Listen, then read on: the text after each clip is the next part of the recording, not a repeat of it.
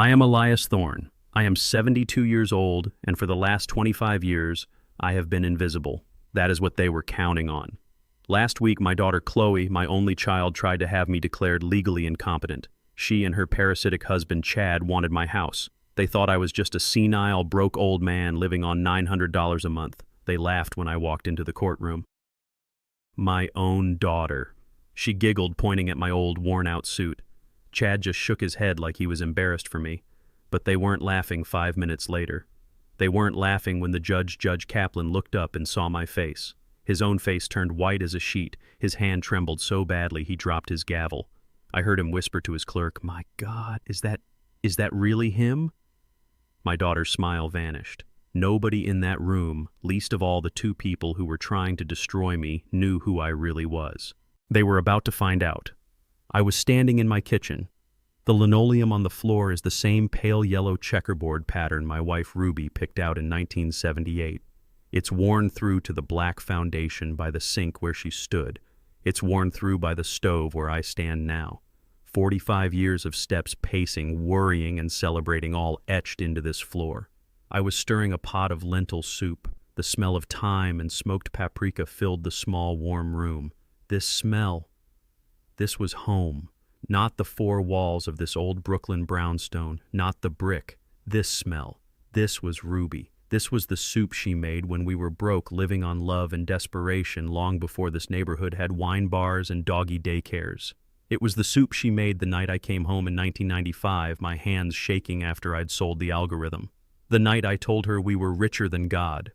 She just smiled, handed me a bowl, and said, "Eat, Elias. It keeps your feet on the ground."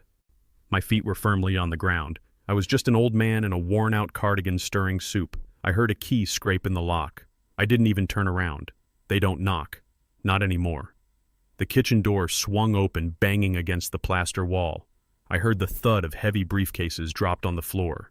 "Jesus, Elias," a voice snapped. "Chad, my son-in-law." He sniffed the air, a sharp, disgusted sound. He's one of those soft, pale men who always looks damp, squeezed into a suit 2 sizes too tight and $1,000 too expensive. "Are you still eating that stuff?" he asked. "This whole place smells like the Great Depression." I kept my back to him. I just kept stirring the soup. The wooden spoon in my hand was older than he was. It was worn into a smooth, familiar shape by Ruby's hand, and now by mine. The Great Depression. He says that like it's a joke. He has no idea. He thinks history started the day he got his first meaningless job in consulting. He doesn't know what it feels like to actually be hungry. Ruby and we knew. This soup cost maybe $3, maybe $4 to make, but it tasted like victory. It was our constant. His insult wasn't just about the food. It was about her. It was about us. "Hi, Daddy." Chloe, my daughter. Her voice was thin, nervous. She's always nervous around him. She was holding one of those clear plastic containers from a high-end grocery store. It was full of dark green leaves. "We brought you a kale salad," she said, avoiding my eyes. "With quinoa. It's clean." I heard the unspoken word. "Your food is dirty. Your life is dirty." I turned off the stove. The soup bubbled once, then settled into silence. I turned around slowly. "I'm fine with my soup, Chloe." Chad ignored me. He walked past me, his expensive cologne polluting the smell of the soup, and yanked open the door to my refrigerator. The old Frigidaire, the one we bought in 1988, groaned in protest. He stared inside. His lip curled. A single carton of milk, 6 eggs, a block of yellow cheese, and a Tupperware full of this slop. He said the word slop like it physically hurt him to say it. He shut the door harder than necessary. He looked at me, then at Chloe, a look of triumph on his face.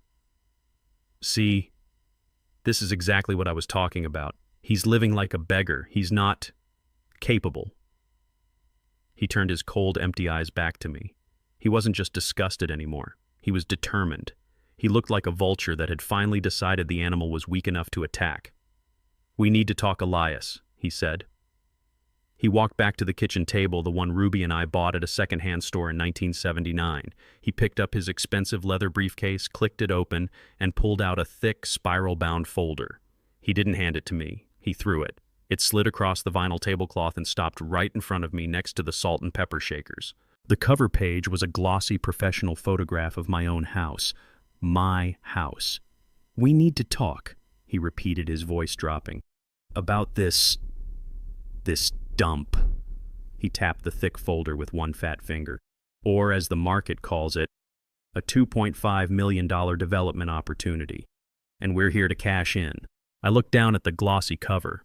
They had paid someone a stranger to take a professional photograph of my home. My home. It looked small and sad under the harsh camera flash like a mugshot. $2.5 million, Chad repeated, tapping the cover. "That's what this pile of bricks is worth. Can you even comprehend that, Elias?" I didn't answer him. I was looking past him at the pot of lentil soup on the stove. It was still simmering, the steam fogging the window. 2.5 million. I remembered a Tuesday in 1982. Chloe was just a baby crying in a makeshift crib we'd made from a laundry basket.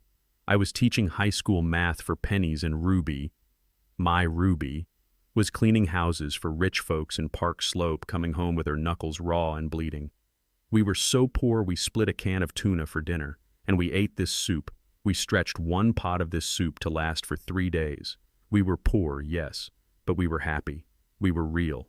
Then I remembered a Friday in 1995. I was in the basement. I hadn't slept in 72 hours. I was staring at a flickering green screen at a line of code I'd written that no one else in the world understood. The quantum leap algorithm. They called me the ghost of Broad Street back then because no one ever saw me. They just saw the trades that restructured entire markets before my competitors had finished their morning coffee. I came upstairs right into this kitchen. Ruby was standing right where I am now, stirring this same soup. I took the wooden spoon from her hand. I told her. I said, "Ruby, we're done. We're free. The algorithm, it worked. We're worth 9 figures. By the end of the year, it would be 10. Billions. With a B." I expected her to cry, to cheer. She did neither. She looked at me right here by this old yellow sink, and her eyes were full of a terrible, profound fear. She said, "Elias, I don't want that life. I don't want our daughter." She pointed at Chloe, who was doing her homework at this table. "I don't want her to grow up in that world, a world of poison, a world where nothing is real, where numbers on a screen are more important than the ground under your feet. Promise me, Elias. Promise me we'll stay us." So I did. I promised. The next day I shut it all down. I liquidated everything. I moved the entire fortune, every last billion, into a series of deeply buried, anonymous blind trusts in Geneva and Zurich. I locked them behind a protocol so complex only I held the key. I buried the ghost. And I went back to teaching high school math. I let the world and my own daughter believe I was just Mr. Thorne, a simple broke man who was good with numbers. All for her, all for that promise. And now here was Chloe, the very reason for that promise, standing in her mother's kitchen, her eyes gleaming. "Daddy, think about it," she said, her voice soft and wheedling. $2.5 million. You wouldn't have to worry about money ever again. Worry about money. The irony was so thick I could barely breathe. My daughter, my only child, telling me not to worry about money. I said no. My voice was quiet, but it cut through the kitchen. Chad actually laughed, a short, ugly bark. "What? What do you mean, no, Elias? This isn't a negotiation. This is a lifeline. We are throwing you a lifeline.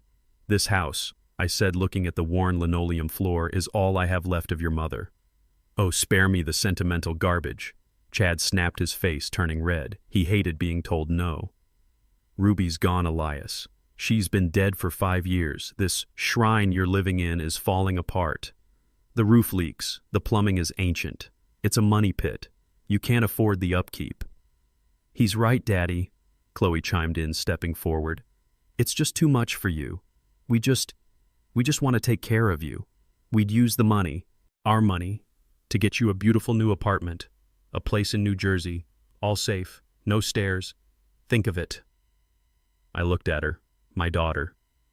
"Our money," she had said. "I don't need you to take care of me," I said.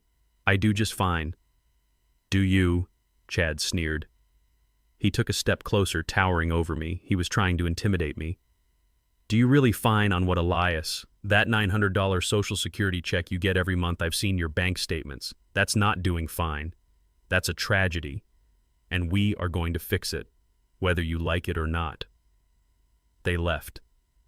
The sound of their expensive car pulling away from the curb felt like an insult. I stood there unmoving in the middle of my kitchen. The smell of my lentil soup, my wife's soup, was mixing with the faint, sicky sweet smell of Chad's cologne. He was right about one thing. They were going to fix it. They had declared war. I didn't eat the soup. My appetite was gone. I just sat at the table staring at the glossy proposal. $2.5 million. My home, my life with Ruby, my memories, reduced to a development opportunity. A few days passed. The house was quiet again. But it was a different kind of quiet. It wasn't peace. It was tactical. It was the silence of a predator waiting. Every creak of the old floorboards made me jump. On Tuesday, I walked down the 3 brownstone steps to the street. My left knee ached on the way down. Maybe they're right. A small, ugly voice whispered in my head. "You're getting old, Elias. You can't even handle the stairs." I gripped the cold black iron railing, the one Ruby always said needed a fresh coat of paint. I opened the mailbox. The hinge squeaked a sound as familiar as my own breathing. Inside, beneath a pile of junk mail for credit cards I didn't need and pizza I didn't want, was the envelope. The familiar window. United States Treasury. I walked back inside. The quiet of the kitchen felt heavy. I sat down at the table, the glossy $2.5 million proposal still sitting where Chad had thrown it. I placed the new envelope directly on top of it, my past sitting on top of the future they had planned for me. I tore it open. The check, my Social Security, pay to the order of Elias Thorne, $943.00. I ran my thumb over the number, $943. To Chad, to Chloe, this check was a joke. It was a symbol of my failure. It was the final nail in the coffin of Elias Thorne, retired old man. It was the proof they needed. See, he can't even afford his own property taxes. He's incompetent. It was their justification for stealing my home, for erasing me. To me, this check was a badge of honor. It was the most expensive, most valuable piece of paper I had ever held in my hand, because it had cost me over $1 billion to earn it. I remembered sitting in that sterile Zurich office in 1996. The view of the Alps from the window looked fake, like a painting. Marcus Cole, my partner, my oldest friend, was pacing the floor chewing on an unlit cigar. He thought I was insane. "Elias, you can't be serious," he'd said, his voice bouncing off the marble walls. "You built Quantum Leap from nothing. You are the ghost of Broad Street. You can predict global markets like other men read the weather. And you're going to..." What just... Stop. The Swiss bankers, led by a man named Klaus Siebert, just watched me. They didn't understand. "She doesn't want the money, Marcus," I said, thinking of Ruby. "She wants me. She wants the man she married, the man who ate lentil soup and dreamed of teaching math, not the ghost." I signed the last document, the Winter Protocol, a fortress of interlocking trusts so deep, so anonymous, so complex that the entire Quantum Leap fortune was effectively erased from the earth. It was dormant, asleep, waiting for a key, a protocol that only I knew. Klaus Siebert, the head banker, looked pale. "Herr Thorne, as of this signature, you are on paper officially worth nothing." I smiled. "No, Klaus. As of this signature, I am finally worth everything." The very next Monday, I walked into Brooklyn Central High. I put on a cheap tie. I accepted a job teaching Algebra 1 to 9th graders. For 24 years, I was Mr. Thorne. I taught kids who reminded me of myself, kids with fire in their eyes and holes in their shoes. I loved the feel of chalk dust on my hands. I loved the sound of a classroom finally going quiet when a complex equation clicked for them. It was real. It was tangible. It wasn't numbers flashing on a screen making ghosts richer. It was work that mattered. This check, this $940, was my pension from that life. It was the only on-the-books income I had earned in nearly 3 decades. I had chosen this. I had built this cage of normalcy, this fortress of poverty, all to keep the promise I made to Ruby, to protect Chloe from the poison that comes with knowing you never have to try. And now, my God, the brutal, sickening irony. Now my own daughter was using that promise, my greatest act of love, as a weapon against me. This check wasn't a badge of honor anymore. It was Exhibit A in their lawsuit. He's poor. He's incompetent. He needs us to take over. I folded the check, my fingers stiff. I put it in my shirt pocket right next to my heart. It felt heavy, heavier than all the gold in Zurich. I sat there in the silence of my kitchen. For the first time, I felt the true crushing weight of my decision. I had made myself small. I had made myself invisible. I had done it so well for so long that I had become a victim of my own success. I looked at the glossy proposal on my table. $2.5 million. They thought I was a fly easily swatted. They had no idea I was a hornet. I thought about Chad's sneer. I thought about Chloe's greedy, averted eyes. They weren't just trying to take a house. They were trying to erase a life. My life. Ruby's life. "All right, Ruby," I whispered to the empty room. "I kept my promise. I kept it for 25 years. But they're trying to take your house." I stood up. I went to the stove. The soup was cold. I didn't know what their next move would be. But I knew it was coming. And I knew for the first time in 25 years, I was going to have to fight back. I was going to have to show them exactly what $943 really means. I sat with that check on my kitchen table for 2 days. I didn't cash it. I just looked at it. $943. It sat there, a small paper testament to a life I had built, a life of secrets and promises. It was my shield, the one I had built to protect my daughter from the poison of wealth. And now it was the one thing that made me vulnerable. It was the proof they needed that I was just a broke old man. On Thursday, the doorbell rang. Not a key in the lock this time. A hard stabbing press. Ding dong, ding dong. An impatient sound. A sound that didn't want to wait. My knee ached as I got up from the table. I walked down the short hall. I opened the door. It was Chad. He was alone this time. He pushed past me, not waiting for an invitation, sniffing the air as he entered. "Still smells like a soup kitchen in here," he muttered. He was carrying a new glossy folder. This one was bright orange and yellow. "Where is Chloe?" I asked. My voice was flat. It was not a question of concern. It was an observation. "Chloe's getting a manicure," he said, waving his hand dismissively as he strode into my kitchen. "She's too soft for this part. She doesn't have the stomach for the hard decisions. She gets emotional. I don't." He walked right over to my table like he already owned it. His eyes landed on the $943 check still lying next to their $2.5 million proposal. He laughed. A short, ugly bark. "Jesus, Elias, are you going to frame that $900? He took his new bright orange folder and he didn't just put it down. He dropped it like a final winning card. It landed with a slap right on top of my Social Security check, covering my name completely. The cover was a picture of a fake painted sunset over a sprawling, sterile-looking building. The words were written in a cheerful, insulting font. "Sunrise Meadows, a new dawn in gracious living." "This," he said, tapping the fake sunset, "is your new home. I took the liberty of putting down a deposit." I didn't say anything. I just stared at the brochure. "It's a premium retirement community," he went on, his voice full of fake enthusiasm. "Top of the line, out in New Jersey. They've got a golf simulator. They've got 24-hour nursing staff, so when you do fall, there's someone to pick you up. They've got bingo night and Jell-O cups and themed dinners. It's clean, Elias. It's safe." He opened it. Pictures of old white people all smiling with too many teeth, holding hands or playing checkers. A swimming pool with no one in it. A dining room that looked like a cafeteria in a low-security prison. "No stairs for you to fall down," he said. "No old kitchen for you to burn down. A nice, simple, managed life." I looked up from the pictures of the smiling, vacant-eyed residents. "A managed life," I said. "That's right." "You mean a cage?" Chad's smile vanished. His face went hard. "I mean a solution, Elias. This life you're living, it's over. Chloe and I are taking over. We are going to sell this house. The money, the $2.5 million, will go into a trust, managed by us, of course, and that trust will pay for your new clean room at Sunrise Meadows. It's all very simple." "And what's left over?" I asked, my voice quiet. "The $2.5 million. After you pay for my clean room." His eyes flickered. A tiny, greedy spark. He couldn't hide it.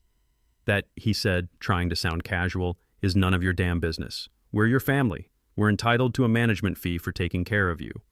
I reached under his glossy brochure. My fingers found my check. I pulled it out from underneath Sunrise Meadows. I held it up between my thumb and forefinger. I am not going I said. Chad's face turned a deep, blotchy red. He leaned in, lowering his voice, the fake sales pitch gone. You senile old fool. You really think you have a choice. You think that little check, he flicked his finger at it, gives you power. It doesn't. It's the proof that you have none. He leaned in closer, his voice dropping to a conspiratorial whisper. You're confused, old man. You're not well. You're incompetent. He let that word hang in the air in my own kitchen. Chloe didn't want to do this, he continued, a cold smile spreading on his face. She's too soft, but I'm not. If you fight me on this, if you try to stop the sale of this house, I will make one phone call to Adult Protective Services. My blood went cold. I'll tell them you're a danger to yourself, he whispered, his eyes gleaming. I'll tell them you're living in filth, that you're not eating, that you can't manage your own money. He pointed at the $943 check in my hand. That you're starving yourself to death. He stood up straight, brushing off his suit jacket. And a judge, Elias, a judge will listen to your loving, worried daughter. They will declare you incapacitated. They will give us power of attorney. They will give us everything. And you won't just go to Sunrise Meadows, you'll be dragged there kicking and screaming. Am I clear? I looked at the glossy brochure. Sunrise Meadows, a bright, smiling prison. No, I said. My voice was quiet, but it was made of steel. It was the quietest, heaviest thing in the room. Chad's face, which had been stretched in that fake salesman smile, snapped shut. The smile evaporated. The color rose in his neck, a blotchy, angry red. What? What did you just say to me? I said no. I repeated, looking him dead in the eye. This is my home. This is Ruby's home. I will die here. You are not selling it. He laughed. He actually threw his head back and laughed, but the sound was cold and sharp. It was a sound of pure disbelief, of pure mockery. You will die here, Elias. That's the problem. You'll die here alone after you've fallen and broken your hip, and you'll lie on this dirty floor for 3 days before anyone finds you. Is that what you want? Is that what Ruby would have wanted? He used her name. He dared to use her name. Get out of my house, Chad. Or what? He sneered. He took a step closer, puffing out his chest, using his size to try and intimidate me. You'll hit me with your cane. Oh, that's right. You don't even have a cane. You don't have anything. You have $900. I have a plan. My plan wins. Get out. No, he said, his voice suddenly calm. I don't think I will. He tapped the glossy $2.5 million proposal that was still on the table. You see this? This is happening. And you see that? He pointed to the Sunrise Meadows brochure. That is happening. You don't have a choice, old man. You just think you do. I looked at him. This soft, worthless man. This parasite my daughter had attached herself to. I saw the greed in his eyes, but I saw something else too. Something I recognized. Desperation. He needed this money, and I knew exactly why. The memory hit me sharp and clear. 5 years ago, just a few months after Ruby passed. The house was so empty, so quiet, I thought I would go mad from the silence. Chloe had called me sobbing hysterical. She couldn't even form words. I drove to their expensive rented condo in the suburbs. I found Chad. He was sitting on their imported tile kitchen floor in the dark.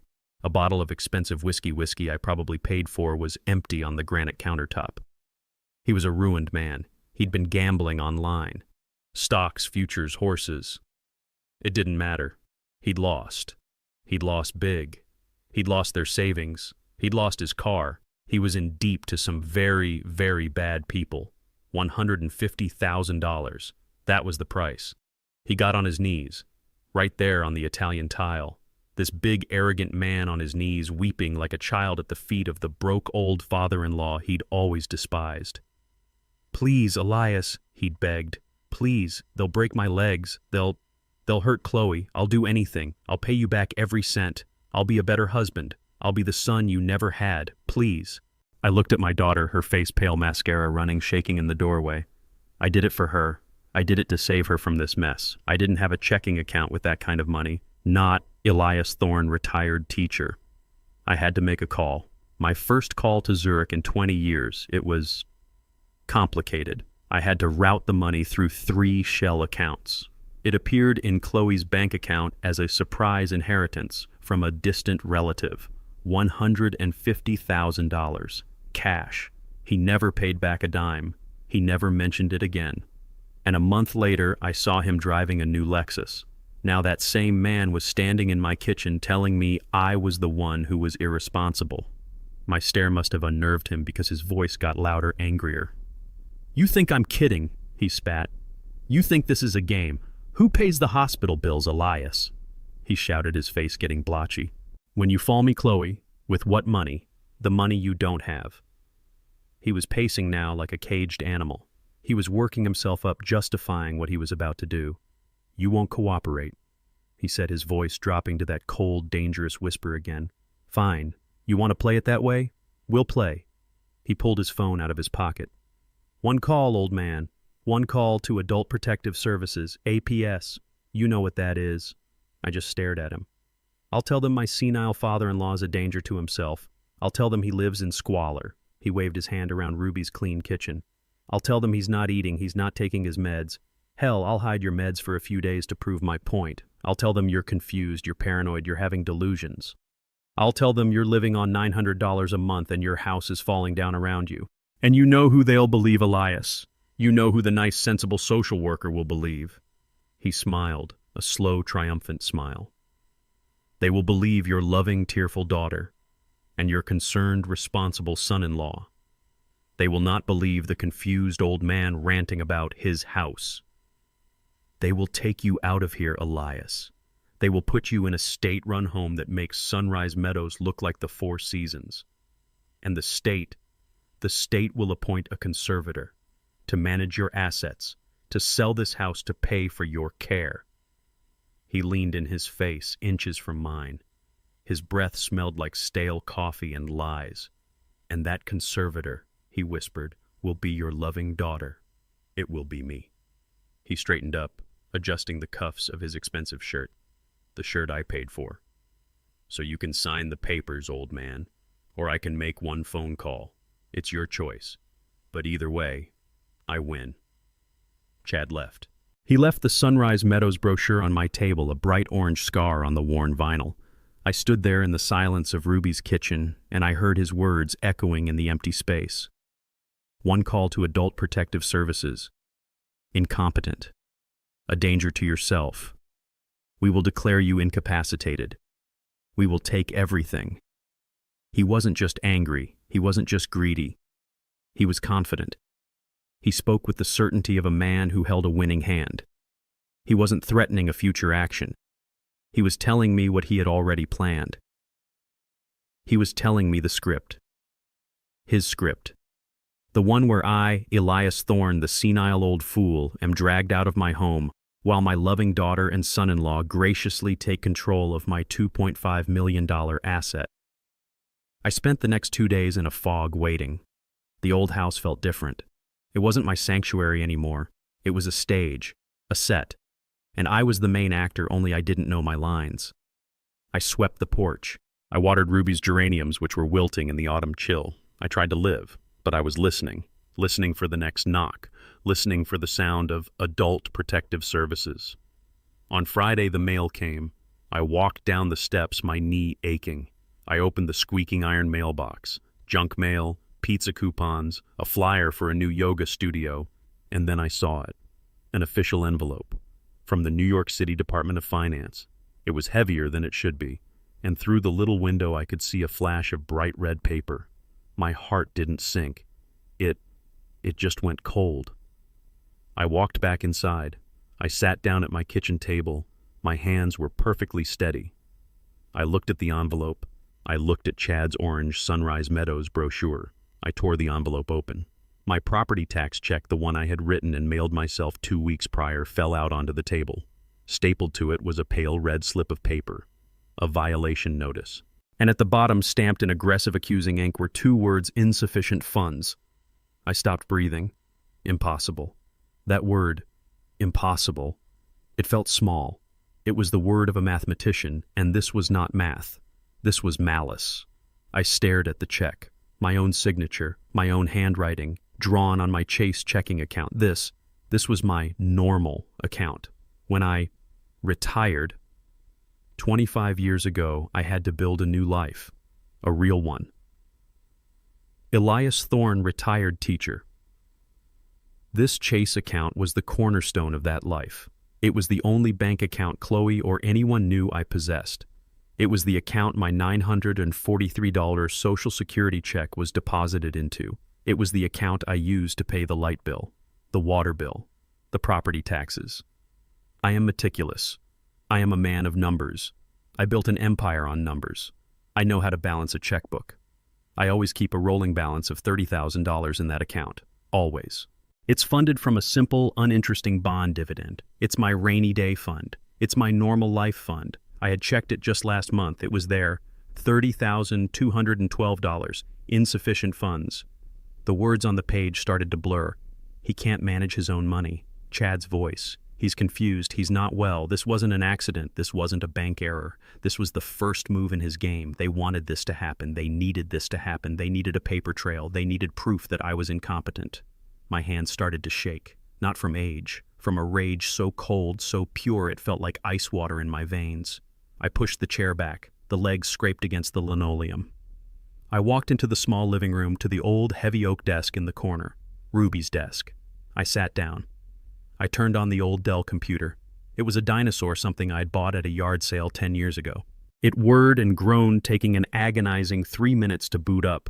Each second was an eternity. The screen flickered. I opened the browser. I typed my fingers stiff. Chase.com. My username. Ethorn1953. My password. The name of Ruby's favorite song. The little blue circle spun around and around and around. Logging you in. The page loaded. Welcome, Elias. My eyes flew to the checking account summary. Current available balance. My world stopped. $12.41. $12. I felt the blood drain from my face. I gripped the sides of the desk. The 30,000. Gone. Vanished. Wiped out. They had done it. They hadn't just threatened to build a case. They were already building it. They had found a way in. My daughter. My son-in-law. They had found a way into my bank account, my simple, normal teacher's bank account, and they had bled it dry. They had stolen my money to prove I couldn't manage it. I sat there in the glow of the computer screen, the red violation notice burning a hole in my kitchen table. My hand steady now moved to the mouse. My rage was gone. It had been replaced by something else, something cold, something precise. I clicked on View Transaction History. I was done being the victim. I was done being the senile old fool in their play. It was time to see exactly what kind of knife they had used to stab me in the back. $12.41. I stared at the number on the computer screen until my eyes burned. $12. The $30,000 I kept in this account, my normal money, my teacher money, was gone, vanished, wiped out. My mind, the mind that built an empire on seeing patterns, on predicting the unpredictable, scrambled to find a logical explanation. A bank error, a system glitch, a catastrophic failure in the Chase banking system. I clicked the refresh button. The little blue circle spun. The page reloaded. Available balance, $12.41. It wasn't a glitch. It was theft. My hand, which had been shaking with a confused rage, suddenly became perfectly still. The old grieving widower in the kitchen, the man who was afraid of adult protective services, he evaporated. He was gone. In his place, someone else was sitting at this desk, someone colder, someone who hadn't breathed fresh, free air in 25 years, someone who understood numbers. I moved the mouse. I clicked on View Transaction History. The page loaded. A long, scrolling list. A digital autopsy of my normal life. I scrolled down. October 24th. Transaction Netflix. $15.99. I don't have Netflix. October 24th. Transaction Uber Eats. $78.50. I cook my own food. I cook Ruby's soup. October 23rd. Transaction Starbucks. $6.50. October 22nd. Transaction Seamless. $112. October 21st. Transaction Dry Cleaning. The Tidy Gentleman. $8,800. It went on and on and on, page after page, a death by 1,000 cuts. These weren't my charges. This was the spending profile of a spoiled, impulsive, careless child. My daughter. How did she get in? I looked closer at the transaction details, my eyes scanning the fine print. And then I saw it. Recurring payment. Authorized user, Chloe T. Miller. Visa Platinum. My heart didn't break. It didn't stop. It just hardened. Turned to stone. It wasn't a hack. It wasn't a stranger. She had linked her credit card. My daughter, my Chloe, had linked her life of casual, effortless spending to my simple $900 a month teacher's account, and she had set it to auto-pay. She was draining me dry. I scrolled further, the numbers getting bigger, more insulting. Saks Fifth Avenue, $845. Napa Valley Wine Club, $250. A payment to a bespoke dog walker, $400. I felt a coldness spread from my chest outwards. My mind, the part that sees patterns, saw the strategy immediately. This wasn't just theft. Theft is simple. This was calculation. This was worse. Chad's voice, his sneering, confident voice, echoed in my ears. He can't manage his own money. He's confused. He's incompetent. We'll need a paper trail. And here it was, the paper trail. They weren't just stealing my money. They were creating evidence. They knew my property tax payment was due. They knew when I mailed that check. They had intentionally, methodically drained my account in the days leading up to it. They wanted that check to bounce. They planned for that red violation notice. They created that insufficient funds stamp. They were building a case, brick by brick, lie by lie, using my own money as the mortar. They were architecting my failure. They were proving to the state, to a judge, to Adult Protective Services, that Elias Thorne, the man living on $943 a month, was too senile, too broke, too incompetent to even pay his own taxes. He needs us to take over. I felt sick, a profound physical sickness. My own daughter, my Ruby's daughter. I scrolled down all the way to the bottom, to the last transaction, the one that had emptied the account, the one that had left me with $12.41. My eyes scanned the entry. It wasn't Saks. It wasn't wine. It was a check. My own check. Number 2451. Date October 20th. Amount $500. Payee. I leaned closer to the screen. Payee Miller and Associates, LLC. Miller. Chad's last name. I leaned back in my chair.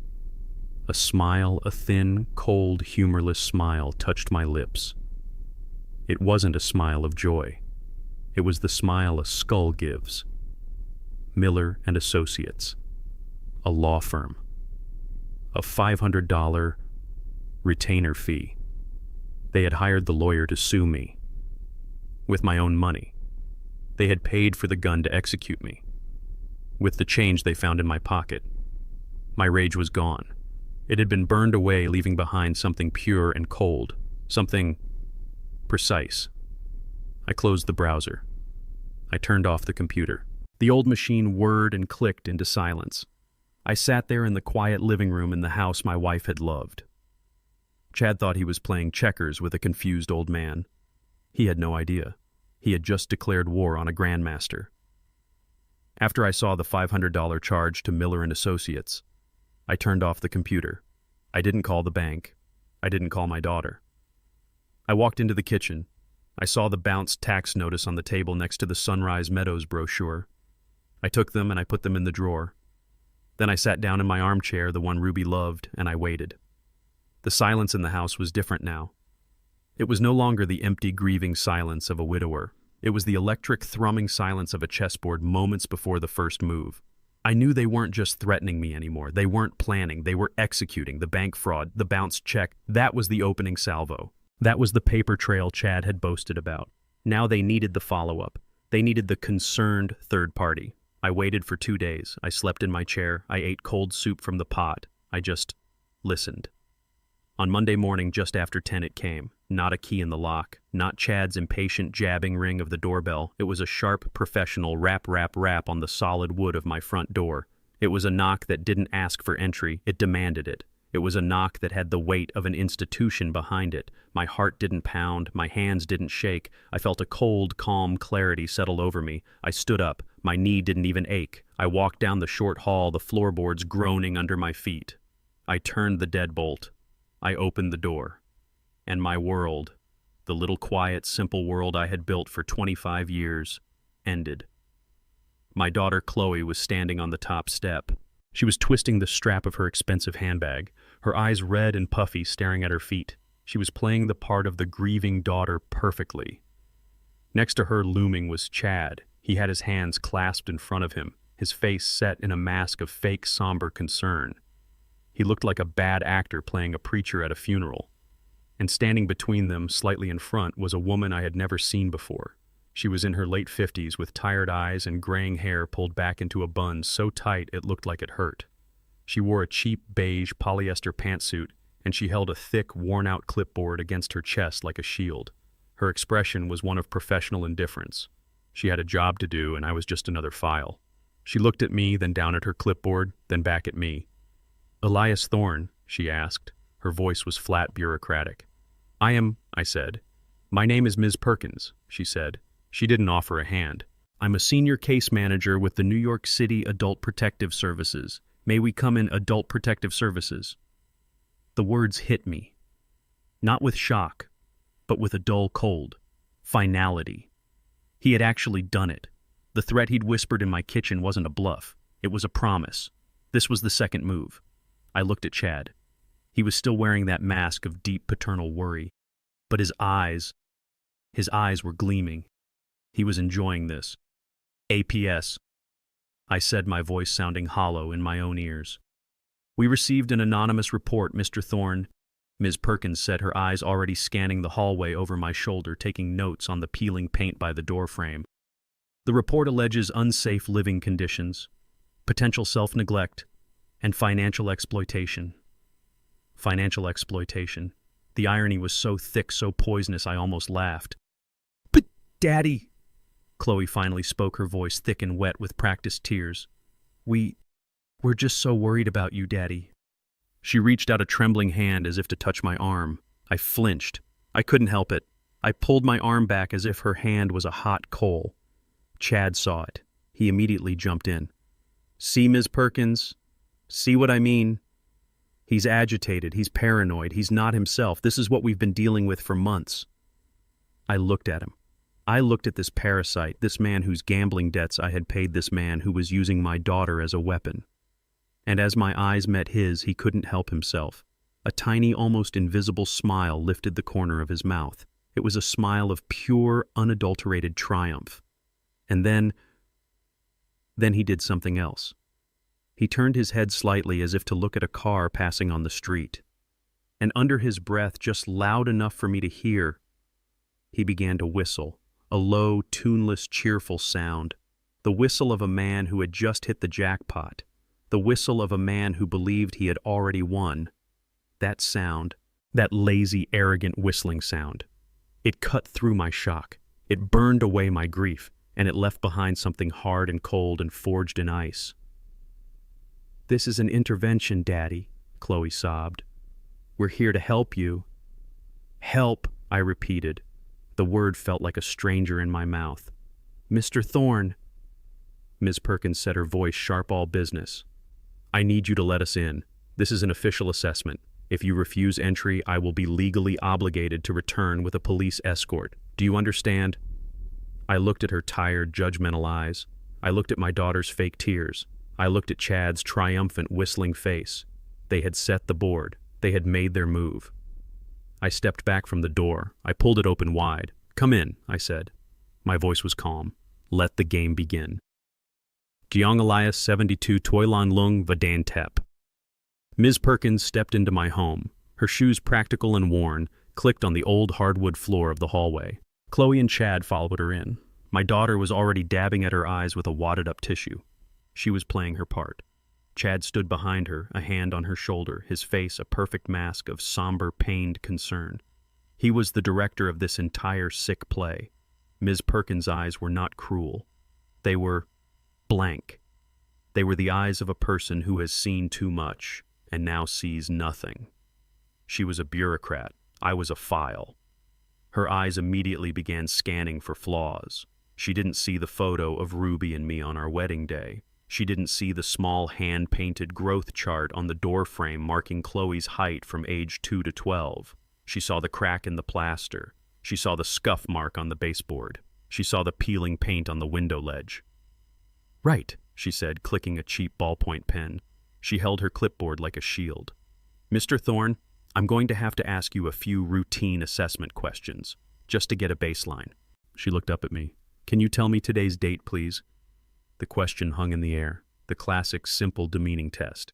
The first rung on the ladder down to incompetence. I almost laughed. The date.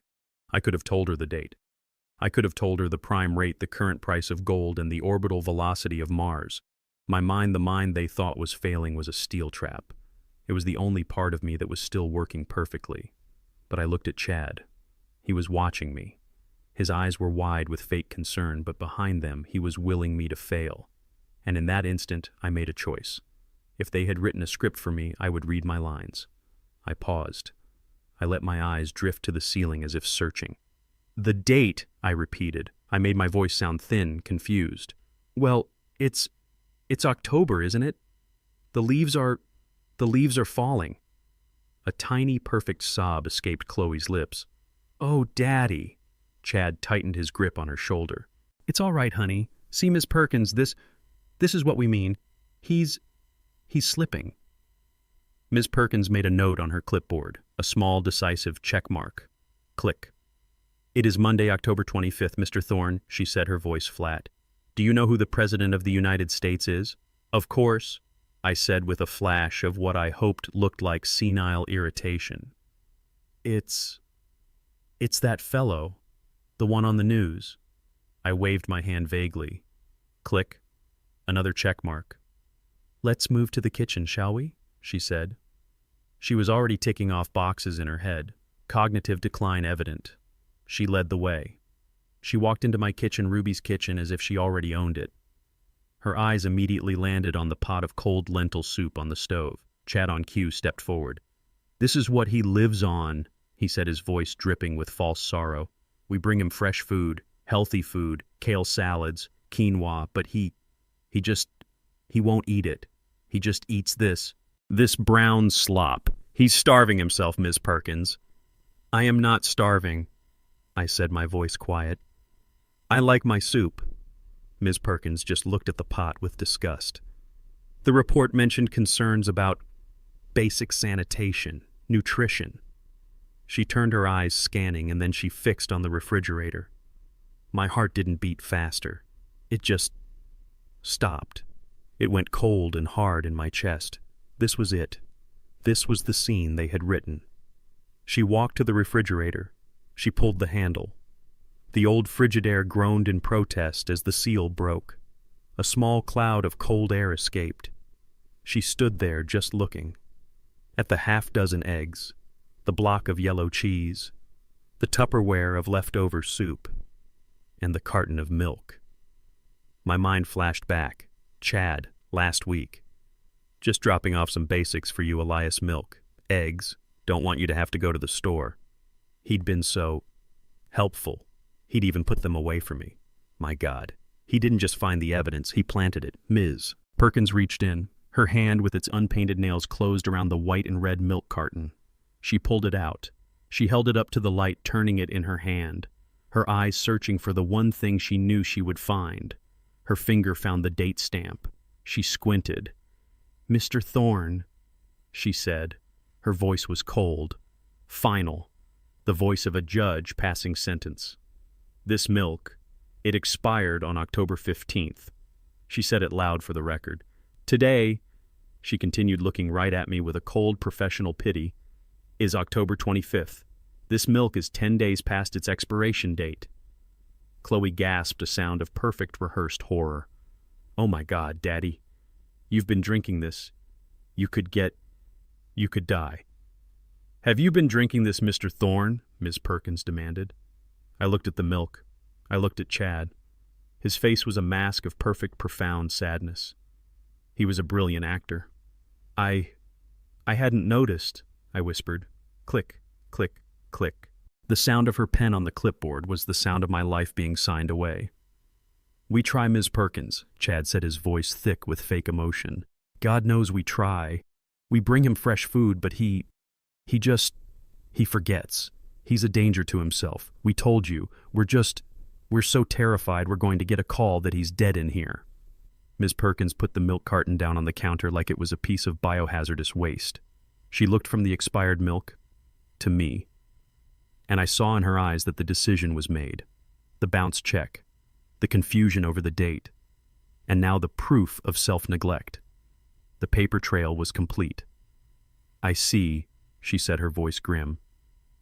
This is a very serious situation. Gyeongalia 72 Toilang Lung Vedantep. This is a very serious situation," Ms. Perkins said. She set the milk carton down on my counter. She treated it like it was radioactive. She looked at me, her eyes full of a cold, professional pity. The look of a person who has already made her decision. The look of a person ticking a box. "Mr. Thorne," she said, her voice low and grave as if she were delivering a diagnosis. "This confirms the allegations in the report.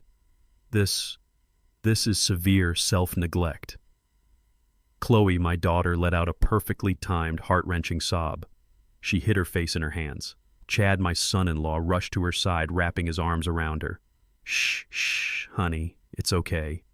This is why we're here. We're going to fix this." He looked up at Ms. Perkins, his face a perfect mask of a pained, loving husband. See what we've been dealing with." I didn't say anything. I wasn't looking at them. I was looking at the milk. My eyesight is perfect. I am a man of numbers. I read the fine print. I always read the fine print. From where I was standing, I could see the date stamped in small black ink just below the cap. Ms. Perkins had said October 15th, but that's not what the stamp said. The stamp said NOV 15, November 15th. Today was October 25th. The milk was perfectly fine. It was fresh. It wasn't expired for another 3 weeks. I felt a coldness so profound it almost made me laugh. Chad hadn't just planted expired milk. That would have been simple. That would have been a lie. This was a conspiracy. He had planted fresh milk. He had brought this Ms. Perkins here knowing she would lie about it. I looked at her. Her tired, bureaucratic face, her cheap polyester suit. She wasn't a caseworker. She wasn't from Adult Protective Services. She was his. She was an actress, a legal assistant from Miller & Associates playing a part. She was bought and paid for with the $500 he had stolen from my bank account. This wasn't an assessment. This was a performance. This was a home invasion sanctioned by a lie. I let my shoulders slump. I let my mouth hang open just a little. I played the part they had written for me. "But," I whispered, my voice trembling just right, I thought I just bought that." "He doesn't remember," Chloe wailed. She broke free from Chad's embrace and rushed toward me, her eyes wide with fake terrified tears. "See, Miss Perkins, he doesn't even remember. He's confused. He doesn't know what he's drinking. Oh, Daddy, what's happening to you?" She threw her arms around me, burying her face in my old cardigan. I stiffened. Her perfume was expensive, cloying. It smelled like the wine from that Wine of the Month club. Her tears were cold and wet against my shirt. It was the hug of a spider, all silk and poison. "Daddy, please," she sobbed, her voice muffled against my chest. We just want to help you. This is for your own good. We love you so much. Please let us help you. We love you." The lie was so total, so complete, it almost had its own weight. I stood there trapped in her embrace, and I slowly, awkwardly patted her on the back. A confused, senile old man trying to comfort his hysterical, loving daughter. I could hear the click, click, click of Ms. Perkins' pen on her clipboard. She was documenting it all. Subject is disoriented. Daughter is distraught. Family intervention is necessary. She was writing their script into an official-looking document. This is all just," I mumbled, pushing Chloe gently away. "This is too much." I'm afraid it is, Mr. Thorne, Ms. Perkins said. Her voice was sharp again. All business. The performance was over. It was time for the final act. She reached into the heavy, worn-out briefcase at her feet. She didn't pull out a brochure. She didn't pull out a form. She pulled out a thick, stapled sheaf of legal documents. It looked official. It looked real. She held it out to me. I just stared at it. My hand, the one I had patted Chloe's back with, began to tremble. This time it wasn't an act. What is that? I whispered. This, Mr. Thorne, she said, her voice flat, is a petition. It has been filed this morning with the Kings County Surrogates Court. She pushed the papers into my trembling hand. The cover sheet was stamped with a case number. This is an application for an emergency conservatorship. Conservatorship, the word. The legal death sentence. It alleges, she continued reading from her own copy on the clipboard, that you, Elias Thorne, are gravely incapacitated and present a danger to your own health and safety. It details your financial instability. She meant the bounced check. And your cognitive decline. She meant the milk. A hearing has been set, she said, in 2 weeks. The judge will review this report, my report, and the supporting evidence. He will then appoint a legal guardian, a conservator, to manage all of your affairs, medical and financial. My mouth was dry. I looked at the papers. Appoint who? Chad finally moved. He had been standing back watching, letting his 2 actresses perform. Now the director stepped onto the stage. He walked over. He gently put his arm around Chloe's shoulders. He looked at me, not with a sneer, not with anger. He looked at me with a cold, simple, profound finality. The look of a man who has just checkmated his opponent. The petition, Elias, he said, his voice soft, requests that your loving, concerned daughter be appointed your sole conservator. Obviously. He reached out. He patted my cheek. A short, condescending pat, pat, pat, like he was comforting a dog.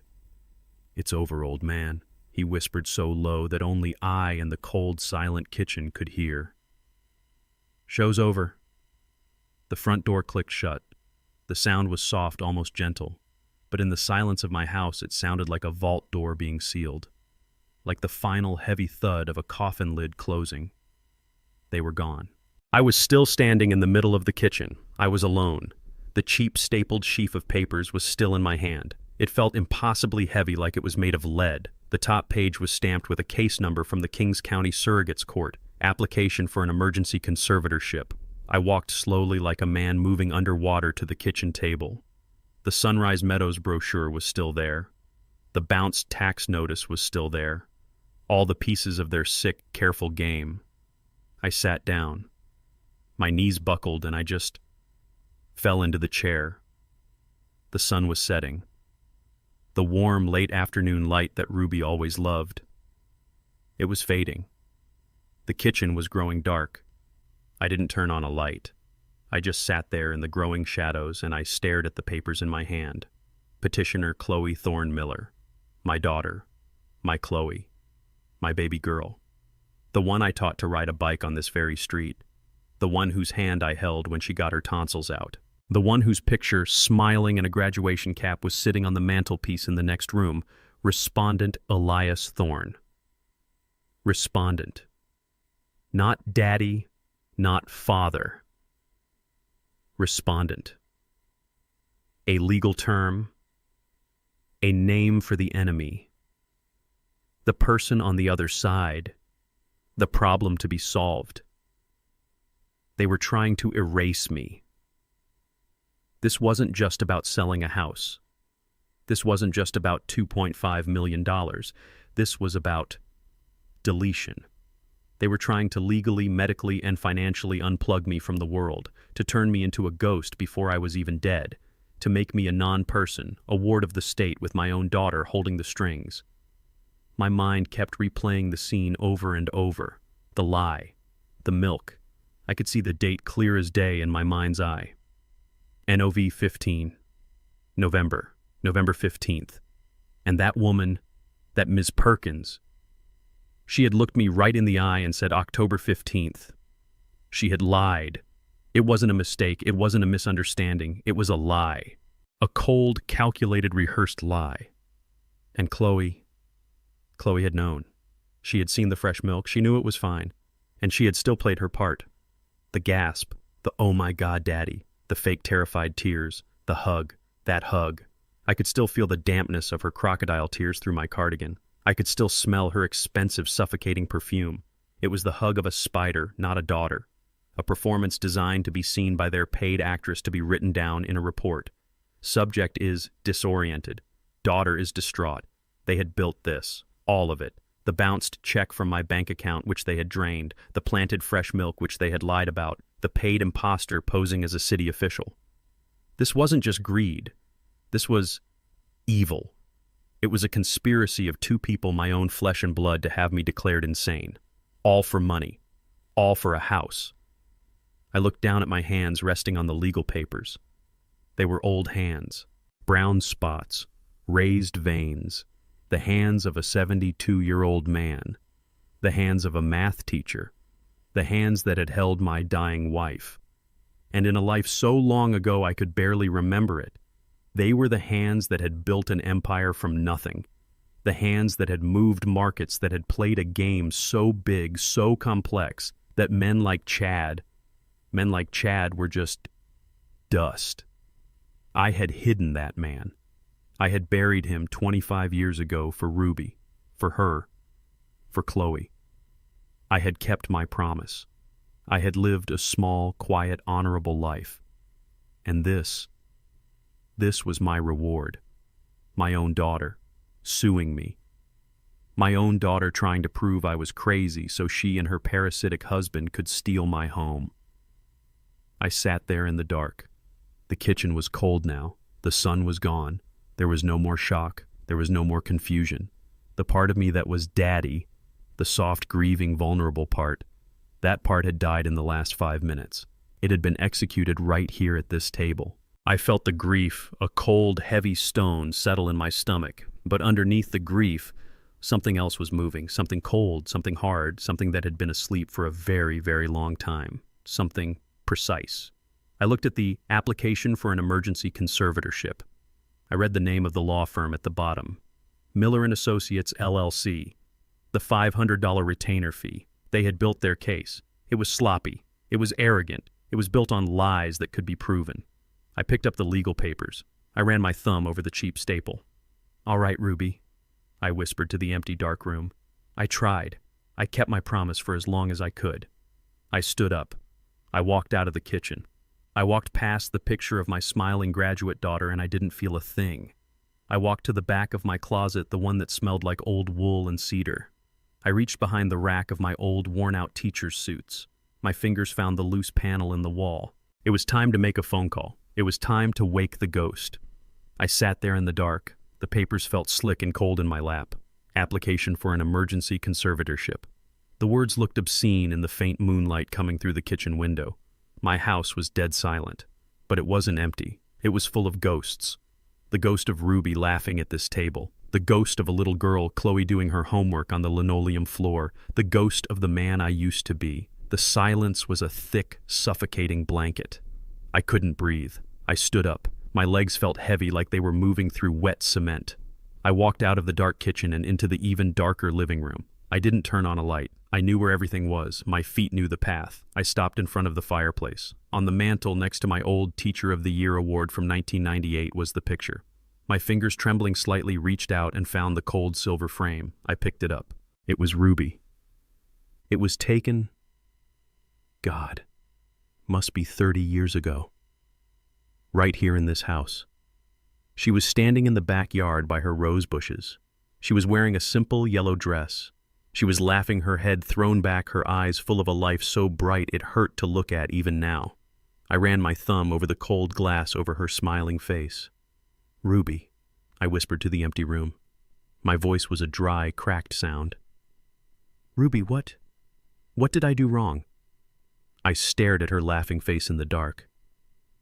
"I did it," I whispered. "I did exactly what you asked. I kept the promise. You remember, don't you? You're the only one who ever really knew the truth. You knew that man. The man who existed before. Mr. Thorne, the high school math teacher.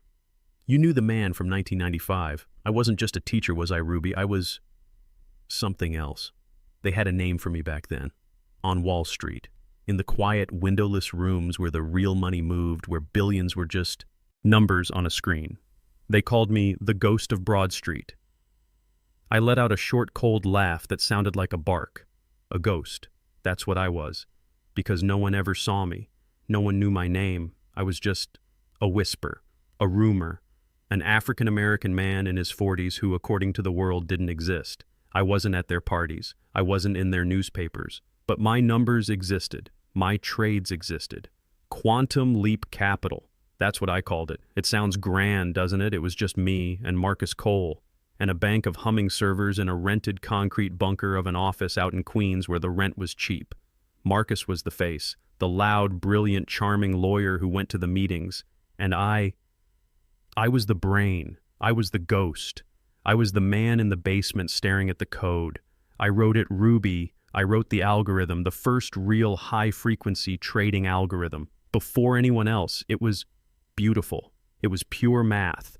It could see the market. It could see the future. It could see the patterns in the chaos, just milliseconds before anyone else. While all those shouting, sweating men in their colored jackets were screaming on the floor of the exchange, I was in that quiet, dark room in Queens, and I was executing 10,000 trades before they had even finished their morning coffee. I was a phantom moving billions of dollars across the globe before anyone even knew I was there. You remember that night, Ruby? That night in June, the night the final version of the algorithm went live. I came home. It was 3 a.m. I hadn't slept in, 3 days. I walked right into this kitchen.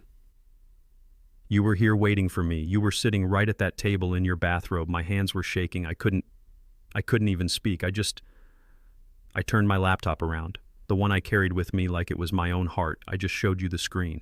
The account balance, $100 million in 12 hours, our first real day. I don't know what I thought. I thought we'd celebrate. I thought you'd cry. I thought you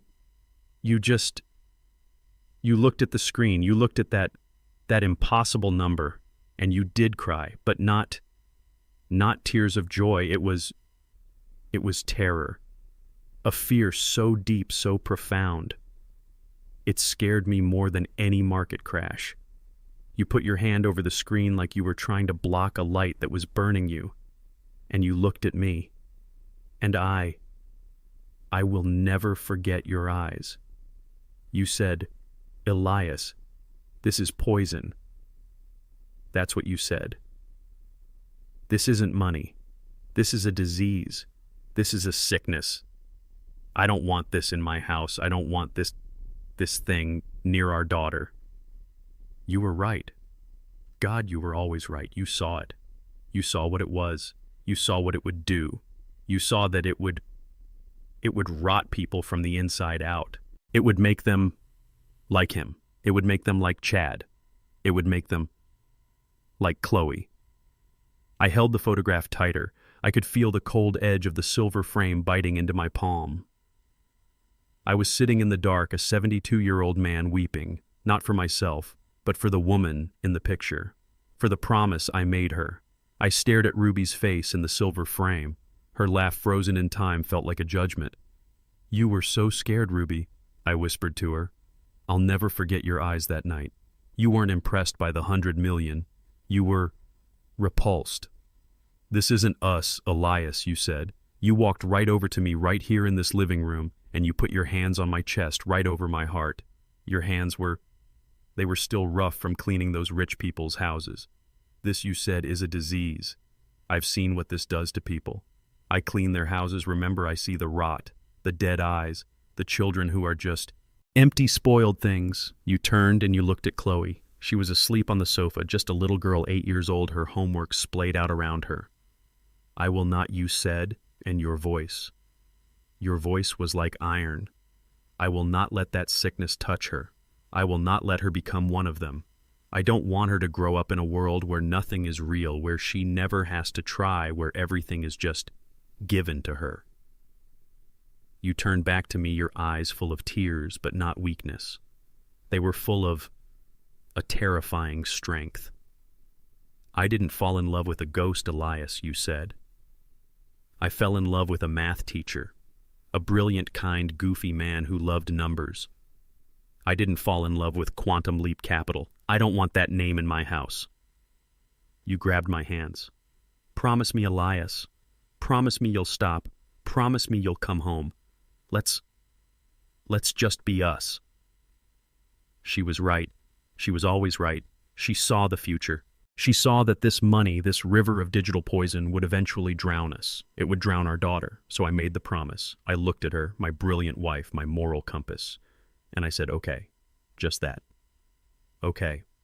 Marcus Cole, my partner, he thought I was insane. He flew back from London. He sat right there on that sofa and he begged me, Elias, we are kings. We own the world. You can't just walk away.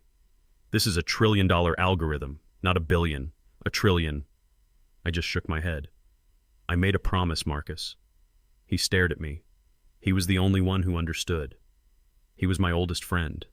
He knew Ruby. He knew her strength. He just sighed. He knew he'd lost. So he helped me. He was the only one I could trust.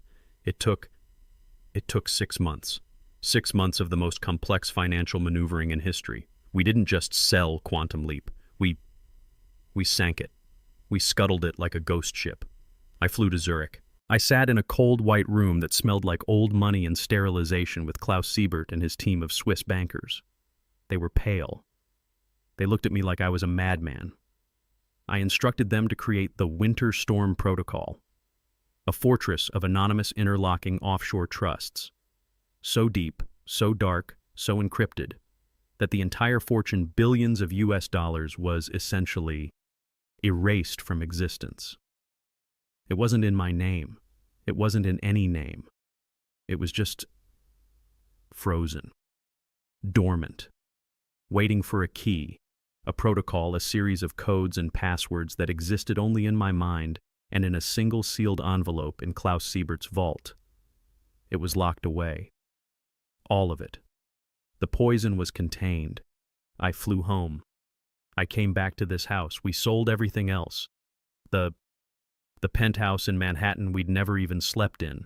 The Phantom Corporation. The servers. Marcus took his share and he retired too, vanishing to a quiet life. But this house, I wouldn't sell this house. This, I told Ruby, is our anchor. This is our ground. This is what keeps us real, like your soup. She cried. That time she cried with joy. And the next Monday I put on a cheap suit I bought at a department store. I walked 3 blocks over to Brooklyn Central High. I walked into the principal's office. I said, "My name is Elias Thorne. I have a master's degree in mathematics. I heard you have an opening for an Algebra 1 teacher." For the next 25 years, that's who I was. Mr. Thorne. I lived Ruby. We lived on a teacher's salary. And after I retired, we lived on my pension. And after you left me, I lived on my Social Security, $943 a month. I kept my promise. I buried the ghost. I became normal. I did it to protect her. I did it to protect Chloe. I did it so she would never be touched by that sickness. I looked at your picture, the glass cold against my skin. "Oh, Ruby," I whispered, and a single hot tear finally broke free, rolling down my cheek. I kept the promise. I kept her normal. I looked at the legal papers on the table. Application for an emergency conservatorship. And she hated me for it. She hated me for being poor. She hated me for being normal. She hated me for not being the rich father she thought she deserved. The poison found her anyway. I did all that. I buried an empire, all to protect her. And now she was trying to have me declared insane, to steal the one single thing I kept. Your house, my promise. I put your picture down on the mantel. I wiped the tear from my face. The grief was gone. The coldness was back. The man who made the promise, he was done. It was time for the ghost to come home. I placed the silver frame back on the mantel. I didn't wipe the tear from my cheek. I let it dry. I let the salt of it sting my skin. It was the last one I would shed for them. The man who had cried, the soft, grieving, confused daddy, he was gone. He had died in this room, murdered by that fake hug, by those cold, rehearsed tears. I looked at your picture one last time, Ruby. They hated me for it, didn't they? I whispered to your smiling face. All those years, all that protection. I built a fortress to keep the poison out, and she just grew up hating the walls. She hated my simple suits. She hated my old car. She hated my $943 check. She hated the normalcy I had bled and sacrificed to give her. She looked at our life, the life you chose, the life you begged me to build. And she saw poverty. She saw a senile old man who was in her way. This application for an emergency conservatorship, this wasn't just an act of greed. This was an act of contempt. They weren't just trying to steal $2.5 million. They were trying to erase our life. They were trying to take your house, Ruby, the one you called our anchor, and sell it for parts. They were spitting on your memory. They were taking the promise I made to you, the most sacred, important thing in my entire life, and they were labeling it cognitive decline. They were calling our love self-neglect. My grief, it didn't just fade. It calcified. It turned from something soft and agonizing into something cold and heavy and infinitely hard. The man in this room, the 72-year-old widower, he was just a shell. A disguise I had worn for so long I had almost forgotten it was one. But underneath the other man was awake. The man from 1995. The man you were so afraid of. The man who saw the world not in colors or emotions but in patterns, in numbers, in calculations. The man they called the ghost. My steps made no sound on the old hardwood floor. I was no longer the old man who shuffled. I was something else. I walked into my bedroom. I didn't turn on the light. My eyes were already adjusted to the dark. I went to my closet. The smell of old wool and cedar. The smell of Mr. Thorne the teacher.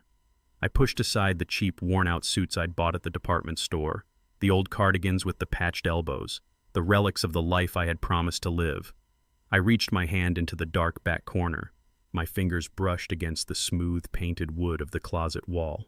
I felt along a seam that no one else knew was there, a line, a crack, invisible to any eye that wasn't looking for it. My fingernail found the groove. I dug in. I pulled. There was no sound, no click. Just the faint sigh of old magnets releasing. A small square panel of the wall came loose in my hand. I set it down on the floor silently. I reached into the dark, hollow space behind it, a space between the studs lined with old foam. My fingers brushed against a cold metal box. I pulled it out. It was an old military surplus ammunition can. I lifted the latch. The metal groaned a tiny protesting squeak. Inside, nestled in thick yellowed foam, was a phone. It wasn't a smartphone, it was a brick. A dull, gray, heavy piece of plastic and metal. An Iridium 9555 satellite phone. It was a dinosaur, obsolete. But it was built to survive the end of the world. Its battery, I knew, could hold a charge for 15 years. I hadn't touched this phone. I hadn't even looked at it. Since the day I flew home from Zurich, it was my winter protocol, my in case of Armageddon device. I looked at the legal papers sitting on my kitchen table, a pale rectangle in the darkness. For Elias Thorne, this was Armageddon. They thought they were playing a game with a confused old man. They thought they were suing a broke, senile math teacher who couldn't even pay his own taxes. They had no idea. They had no idea who they were really dealing with. They had made a critical, fatal error. They had mistaken invisible for gone. My thumb, steady as a surgeon's, pressed the small rubber power button on the side of the thick gray device. I held my breath. For a second, nothing. And then, the small monochrome screen flickered. It lit up, a faint, sickly green glow that bathed my face in the darkness. The screen read, "Connecting to Iridium Network." A single tiny bar of signal appeared in the corner. It was enough. My fingers, moving with a speed and a certainty they hadn't known in decades, began to press the keys. I didn't need to look up the number. I had recited it in my head once a week, every single week for 25 years. A number that started with a country code for Switzerland. It was time to wake up my banker. It was time to remind them all that the ghost was real. Gyong Elias, 72. Toilan Lung, Vachinsak. The green light from the small monochrome screen was the only light in the closet. It bathed my hand, my old wrinkled hand, in an alien glow. Connecting to Iridium network. The phone was heavy in my palm. A brick, a relic, not a sleek glass and steel device for browsing and playing games. This was a tool built for one purpose: to survive the end of the world, and to make one call. A small icon of a satellite flickered in the corner. One bar. It was enough. I stood there in the darkness, surrounded by the smell of old wool and cedar. The smell of the man I had pretended to be. The man I was. Mr. Thorne, the teacher, the widower, the respondent. My fingers, the fingers that had been accused of trembling, were now perfectly, terrifyingly still. They remembered. I began to press the small rubbery keys. Click, click, click. The sounds were tiny, precise, like tumblers falling into place in the lock of a vault. I didn't need to look up the number. For 25 years I had recited this number in my head, every Sunday night before I went to sleep. A mental ritual, a penance, a reminder of the promise I had made to Ruby, and a reminder of the power I had chained in the dark. 011, the international prefix. 41, Switzerland. 22, Geneva, and then the private encrypted direct line number, a number that didn't go to a switchboard, a number that bypassed all secretaries, a number that rang on a single dedicated phone on the desk of one man. I pressed the green send button. I lifted the heavy plastic brick to my ear. I heard nothing. Just a faint digital hiss.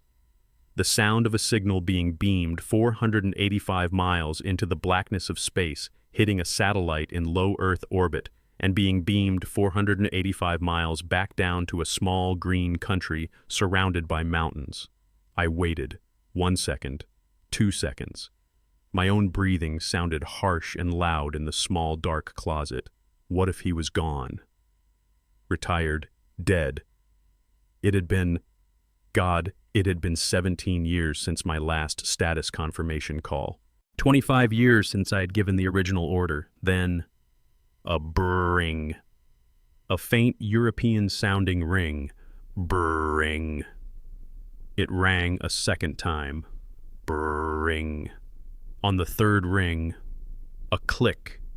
A sharp, abrasive, immediate click. A pause. Then a voice. A voice I hadn't heard in nearly 2 decades, but a voice I would know in my grave. It was sharp, precise, impatient, and cold as the Alps in winter. Siebert. Just the one word. Not hello, not Siebert's office. Just Siebert. My mouth was dry. I swallowed. I leaned my head against the wood-paneled wall of the closet. I spoke. My voice sounded strange, deeper than I remembered, a voice from a different life. Klaus. The silence on the other end of the line was total. It was not just a pause, it was a void. It was the sound of a man who managed the fortunes of kings and nations suddenly having the air sucked from his lungs. It was the sound of a mind that missed nothing, processing an impossibility. The silence stretched. 5 seconds. 10 seconds. I could hear his breathing. A faint, sharp inhale. When he finally spoke, his voice was a fraction of what it had been. The impatience was gone. The authority was gone. It was a whisper. Mr. Thorne. He said it like he was speaking to a ghost. Elias Thorne. It's me, Klaus, I said. Another pause. This one was shorter. I heard the faint click of a button. He had put me on his speakerphone. I heard the squeak of an expensive leather chair. He had just sat up straight. My My God, he said. His voice was clear now. The shock was passing, being replaced by something else. Urgency. Mr. Thorne, it has been 17 years. I know, Klaus, I said. I'm sorry to have been out of touch. 17 years since the last automated protocol check-in, he continued, his mind clearly racing, now catching up. We assumed you were permanent, that the protocol was to remain dormant indefinitely. I was permanent, I said. I looked down at the legal papers I was still holding in my other hand, application for an emergency conservatorship. My situation has changed. Mr. Thorne, he said, his voice all business now, the Swiss banker locking back into place. You are using the Iridium device. You are not on an approved secure landline. As per the original charter, the use of this device signifies an event of catastrophic failure, systemic collapse, war, or... I finished for him, my voice as cold as his, a personal catastrophic failure. The latter, Klaus. The latter. I see, sir. Understood. This was Klaus Siebert, a man who held the keys to more private wealth than the GDP of most small countries. A man who reported to no one. And he was speaking to me with the focused deference of an employee, because I wasn't just a client. I was the client, the ghost, the myth, the man who had built the vault he was paid to guard. What do you require, Mr. Thorne? He asked. Do you require an extraction team? An extraction. He was asking if I needed a private jet and a security detail. I looked around my dark, musty closet at the cheap suits I'd worn to parent-teacher conferences. I almost laughed. No, Klaus, no extraction, not yet. I paused. I took a breath. They're trying to steal my house. The silence from Geneva this time was profound. I had just told a man who managed, God, billions of my dollars, that someone was trying to steal my house. The absurdity of it, the sheer insulting, pathetic smallness of it, hung in the air between us. When Klaus spoke, his voice was different. It was no longer just respectful. It was angry, a cold, precise Swiss anger. Who, sir? He asked, the word dripping with disbelief. Who would be so stupid? I looked at the legal papers in my hand. I looked at the name of the petitioner. My family, I said. Jung Elias 72 Toy Leinlung Chinsak. My family, I said. The words spoken into the high-tech relic traveled 485 miles up to a satellite and 485 miles back down. On the other end of the line, in a sterile, multi-million-dollar office in Geneva, there was a silence so profound, so absolute, that for a moment I thought the connection had failed. It was not a pause. It was a void. It was the sound of a world-class financial mind, a mind that processes geopolitical risk and market volatility in microseconds, encountering a data point that simply did not compute. When Klaus Siebert finally spoke, his voice was a thin, dry whisper. Sir, my daughter, I said, my voice flat, devoid of all emotion, and my son-in-law, they are trying to have me declared legally incompetent. They believe I am a senile old man living on $900 a month. They are trying to get a conservatorship to sell my house. The silence was back. But this time it was different. It was shorter.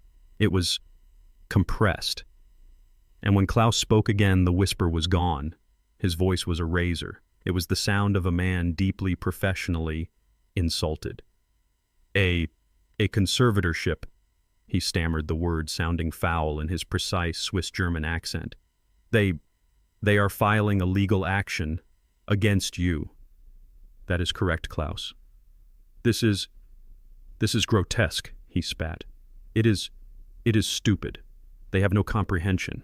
They are ants trying to arrest a mountain. The charter, Mr. Thorne. The charter you wrote. It is ironclad. It is designed to be invisible, impenetrable. To family, most of all. What could they possibly... They have fabricated evidence, Klaus, I interrupted. My voice cut through his anger like a scalpel. They have hired an imposter to pose as a city official. They have created a false paper trail. They are motivated, and they are arrogant. I heard a sound, a sharp intake of breath. It was a gasp. A Swiss banker, gasping. This is an outrage, Klaus whispered. What do you require, Mr. Thorne? An injunction. Shall I dispatch the legal team from Zurich? We can have this entire case thrown out by morning. We can have them disbarred. I stood in the darkness of my closet, surrounded by the ghosts of my old life. I looked at the legal papers in my other hand, the cheap staple, the smudged ink. No, I said. No legal team, not yet. But sir, this is not a legal problem, Klaus, I said. This is a test. A test my daughter has failed. This is an execution, and they have handed me the axe. I paused. I took a deep, steadying breath, the smell of cedar and old wool. Klaus, I said, my voice dropping, becoming the voice I hadn't used in 25 years, the voice of the ghost. It is time. Sir, I am invoking the protocol. The silence. That void. It was back. I could hear his blood run cold 4,000 miles away. Mr. Thorne, he said, his voice trembling just slightly. Which protocol? The quarterly liquidity transfer, the rainy day charter. The final one, I said. I heard a thud, a muffled, heavy sound. I realized he had dropped the receiver, or perhaps his pen. When his voice came back, it was a strangled, panicked whisper. Mr. Thorne, no, please, sir, you cannot be serious. Activate Protocol Winter Storm, I said. Sir, no! His voice was almost a shout. This precise, cold, untouchable man. He was panicked. He was babbling. Protocol Winter Storm, that is not for this. That is the end of the world contingency. That is for nuclear war. For a total collapse of the global financial system. It is not for a domestic issue. This is not a domestic issue, I said. But sir, he pleaded, his breath coming fast over the satellite link. To activate Winter Storm, it requires the unsealing of the primary assets, the liquidation of the quantum holdings. It requires notification.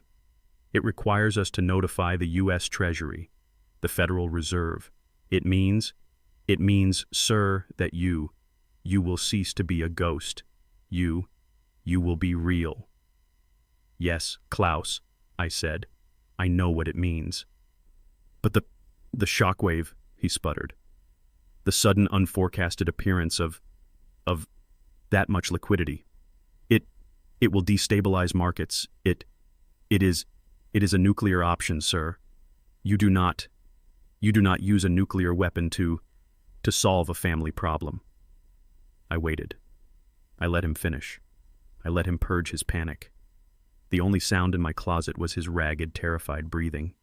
When he was finally done, I spoke. My voice was perfectly calm, perfectly cold. You said it is for war, Klaus. Yes, sir, but you are correct. I paused. This is war. I let the words hang in the dead air between my closet in Brooklyn and that sterile office in Geneva. I could hear Klaus Siebert breathing. It was fast, panicked, the sound of a man who lives in a world of perfect, predictable order suddenly staring at a black hole. War, Mr. Thorne. He stammered, his voice thin. A lawsuit over a house. This is not a war. This is a pest control problem. You do not activate Winter Storm for pests. They are not just trying to take my house. Klaus, I said. My voice was a flat, cold line. They are trying to take my name. They are trying to erase me. I paused. I let him absorb the finality of it. They have filed a petition to have me declared legally incompetent. They have fabricated evidence. They have committed fraud.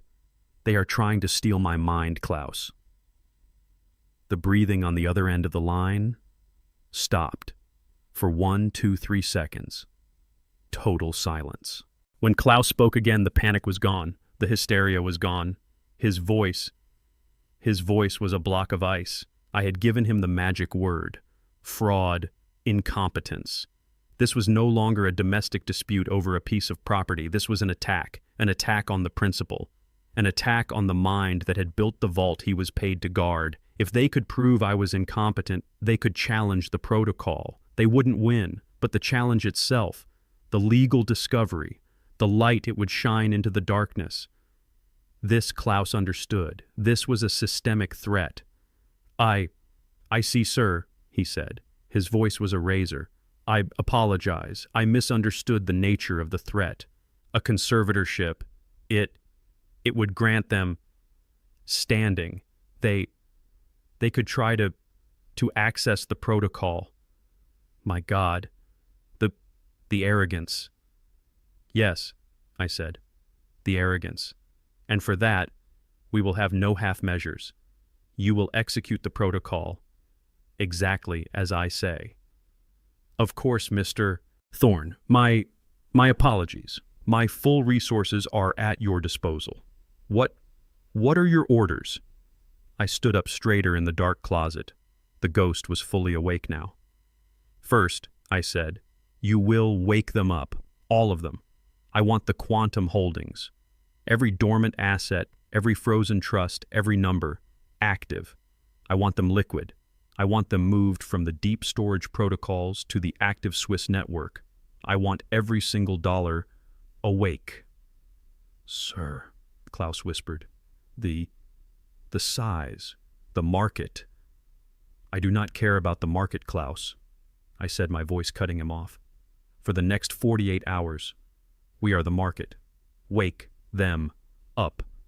Yes, sir. It is done. Consider them awake. Second, I continued, I need an operating account in my name, Elias Thorne, in New York. Use BNY Mellon. They are discreet. Yes, sir. A new account. And the funding, you will transfer 1%, I said. 1.0% of the total liquid assets into this new account. A sharp choked sound from Geneva. A cough. Sir, Klaus said, his voice strained. Did you say 1%? I did. I need walking around money. Mr. Thorne, Klaus said, and I could hear the frantic clicking of his keyboard. 1%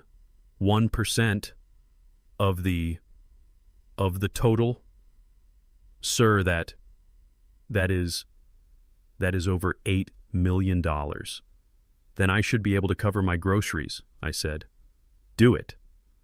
Yes, sir, 8 million. BNY Mellon. He was writing this down. Third, I said, and this is the most important part, Klaus. This is the weapon. This is the bomb. Sir, I need a full comprehensive official net worth summary. I want every asset, every account, every dollar itemized, and I want it certified. A certified summary, sir, of course. Our internal audits are not by you, Klaus. I cut him off. That's not good enough. I want it certified by the Swiss National Bank, and I want it cross-certified and validated by the United States Department of the Treasury. This time the silence was just dead. Klaus, sir, he finally said, that what you ask, it is impossible. No, it's not. But the Treasury, he sputtered. The U.S. government, to get them to validate, to sign off on private offshore holdings. It takes months, sir. Years it. It requires an act of Congress. It doesn't. I said, my voice cold and low. Not when you have their attention. And you, Klaus, You are about to have their full attention. Sir, when you activate Winter Storm, when you wake up $800 million of ghost money, every financial institution on the planet is going to feel it. The Federal Reserve is going to feel it. The Treasury is going to feel it. They are going to be concerned. They are going to want to know what is happening. And you, I said, are going to tell them. You are going to tell them that the Quantum Leap holdings are now active. You are going to tell them it is a matter of national financial security. You are going to tell them the ghost is walking, and you are going to tell them that the ghost requires a single simple signature as a courtesy. They will sign it, Klaus, I whispered. They will sign it by dawn. I paused.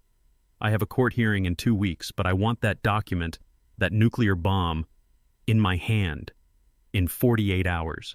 A long, slow, shuddering breath from Geneva, the sound of a man accepting his fate.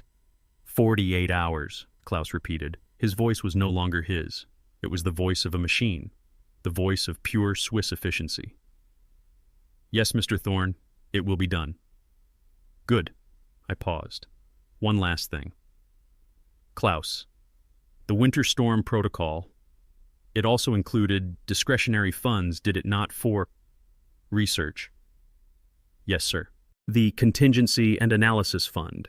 It is substantial and untraceable.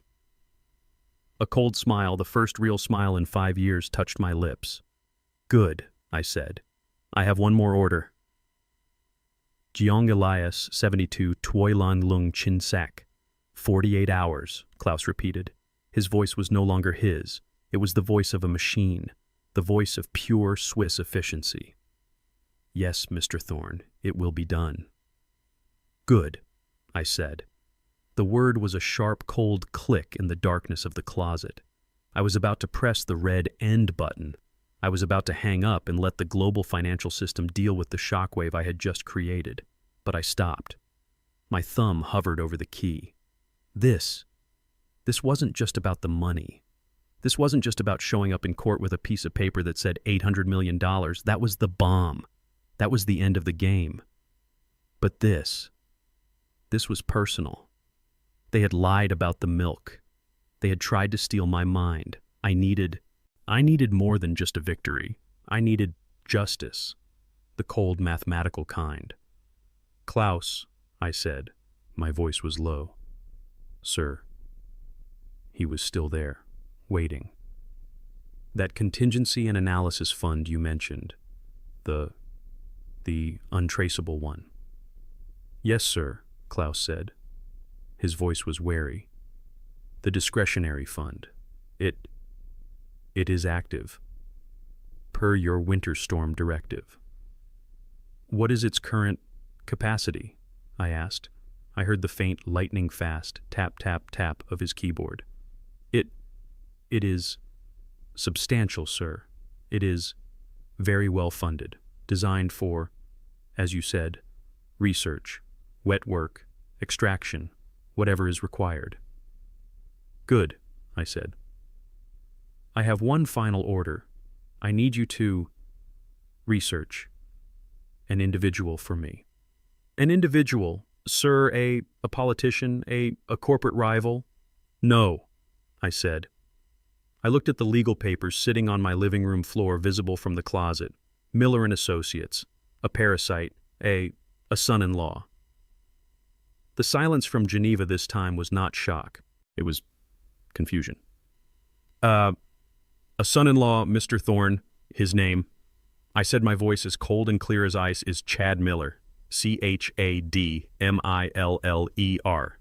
He is married to my daughter, Chloe Thorne Miller. He lives in a condo in New Jersey, the one he paid for with my daughter's money. I see, sir, Klaus said. He was struggling to scale this, to understand why a man who had just activated a nuclear financial weapon was now asking about a suburban husband. You don't see Klaus, I said. Not yet. This parasite, he is the one who orchestrated this. He is the one who hired the imposter. He is the one who drained my bank account. He is desperate. I thought back to that night 5 years ago. The night I paid his $150,000 gambling debt. The night he wept on his imported tile floor. I know he has debts, Klaus, I said.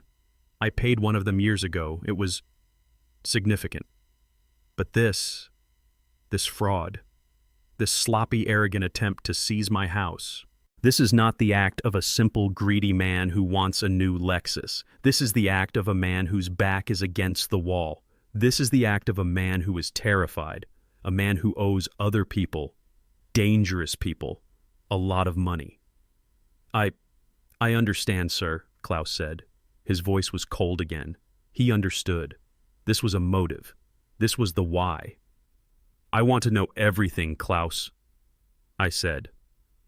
I stepped out of the closet, the phone still pressed to my ear. I walked into the dark living room. I want to know what he eats for breakfast. I want to know the name of the woman he's sleeping with, because he is sleeping with someone. Men like him always are. I want to know every credit card he has, every debt he's hidden, every lie he's told my daughter. I stood in front of the mantel. I looked at Ruby's laughing, beautiful face. And I want to know who he owes money to.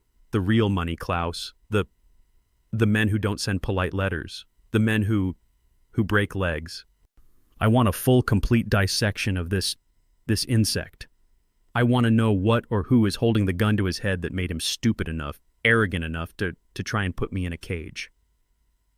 A full, deep dive background investigation, Klaus said. His voice was the machine again, efficient, with financial and personal surveillance. Understood. And I want it immediately, I said. Not in 48 hours, not by morning. I want your best people on this. I want them on him now, tonight. I want that report on my desk. No, I want that report in my head before I even see the one from the Treasury. Klaus, I said, my voice a whisper. The money, the $814 million, that is the bomb. That is what wins the war. This information on Chad Miller, this is the knife. This is what I will use to cut his throat. A single sharp, satisfied click from Geneva. The sound of a key in a lock. Consider it done, Mr. Thorne, Klaus said. His voice was... I could almost hear him smile, a cold Swiss smile. We have a very efficient team in New York. They enjoy this kind of research. The contingency fund will be more than adequate. Good, I said. The war is coming, Klaus. But the first battle will be an execution, and I will not miss. You will have your ammunition, sir, he said. By morning. New York time. Thank you, Klaus. It is an honor, Mr. Thorne, he whispered. To see the ghost. Walk. Good night. I pressed the red end button. The small green screen went dark. I stood in the silence of my house in the pitch black. The satellite phone in my hand was heavy, but the legal papers, the application for an emergency conservatorship, they suddenly felt as light as ash. They thought I was a confused old man. They thought they had me cornered.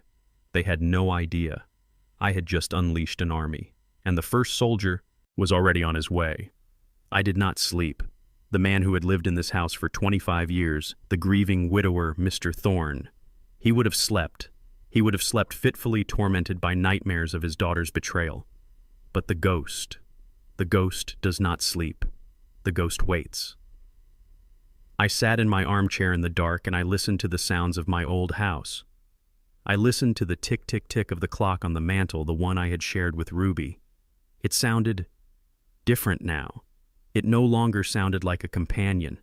It sounded like a timer, a bomb. When the first weak gray light of morning finally pushed through the blinds, I stood up. I did not feel 72. I did not feel tired. I felt cold and precise. I walked into my bedroom. I did not put on my old comfortable cardigan. I did not put on the patched elbow blazer of Mr. Thorne. I put on my old wool overcoat, the heavy one, the one I used for winter. It was Anonymous. It was the code of an invisible man. I put the satellite phone in one pocket. I put the application for an emergency conservatorship in the other. I walked out of my front door. I did not lock it. There was nothing left inside for anyone to steal. I walked to the subway station. The morning air was cold and it felt good. It felt real. I bought a single-ride ticket. I walked through the turnstile, just another old, stooped African-American man, invisible to the stream of students and nurses and construction workers rushing to their lives. I blended in perfectly. I was a ghost. I rode the A train uptown. The car was loud, screeching and rattling. I stood holding the pole, my face blank. I got off at 125th Street, Harlem. The city was alive here, loud. Music was already spilling from a bodega on the corner. The smell of diesel fumes and frying sausages. It was alive. I walked 2 blocks east away from the main drag. I stopped in front of a small, unassuming storefront. The glass was old. The gold leaf lettering on the window was cracked and peeling. Good Shepherd Barber Shop. The G and the D were missing. It just said, Ooh, Shepherd. I pushed the door open. A small tinny bell chimed above my head. The place was warm and loud. It smelled real. It smelled like talcum powder and old oiled leather and hot comb grease and community. 2 old-timers who looked even older than me were already arguing about the Knicks. A man in the barber chair was laughing, his head tilted back, his face covered in hot foam. And in the back corner by the rattling radiator, a man was sitting at a wobbly folding card table. He was playing chess. He was about my age, 70, maybe 71. He was wearing a dark blue, old-school Adidas tracksuit, the kind with the 3 white stripes down the sleeves, a pair of worn-out sneakers. He looked like any other old man in Harlem whiling away his morning. He was staring at the chessboard with an intensity that didn't match his clothes. The chair across from him was empty. He was playing against himself. This was Marcus Cole. I walked toward him. My old shoes made no sound on the black and white checkered floor. He didn't look up. He reached out a hand, his fingers long and elegant, and he moved his white knight. Click. I stood by his table. Marcus Cole. He was the only other man on the planet who knew the truth. The whole truth. He was the only one who knew the ghost. In 1995, when the small, tiny world of high finance, whispered about quantum leap capital, they didn't whisper my name. They whispered his. Marcus Cole, the brilliant, loud, charismatic 6'4" Harvard-educated lawyer, the man who could charm a room or terrorize it, the man who went to the meetings, the man who charmed the bankers, the man who intimidated the regulators. He was the face, he was the thunder, and I was the brain. I was the man in the dark room in Queens. I was the silence, I was the lightning. When I made my promise to Ruby, when I pulled the plug, Marcus, he didn't even argue. He just nodded. He got it. He was the only one who did get it. He knew Ruby. He understood. He cashed out his share, a fortune that would make kings weep. And he just vanished, just like me. He came home, back here, to the place he started. I stood by the table just watching him. Your queen is trapped, he said. His voice was a low, gravelly rumble. He still hadn't looked up. You left your bishop exposed 3 moves ago, sloppy. Hello, Marcus, I said. His hand, the one that was reaching for a black pawn, froze. It just stopped, mid-air. He didn't move. He didn't breathe. He didn't look up. His head just bowed slightly. Well, I'll be damned, he whispered. He put the pawn down very, very slowly next to the board. The ghost, he rumbled. I thought you were dead, Elias. I was, I said. He finally, slowly, raised his head. His eyes were not the eyes of an old man in a tracksuit.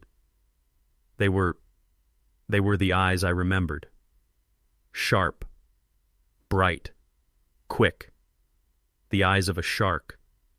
The eyes of the most dangerous lawyer I had ever known. He looked at me. He really looked at me.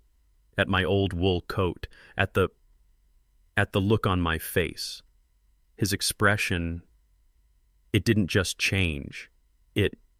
It hardened. The easy neighborhood charm, it evaporated.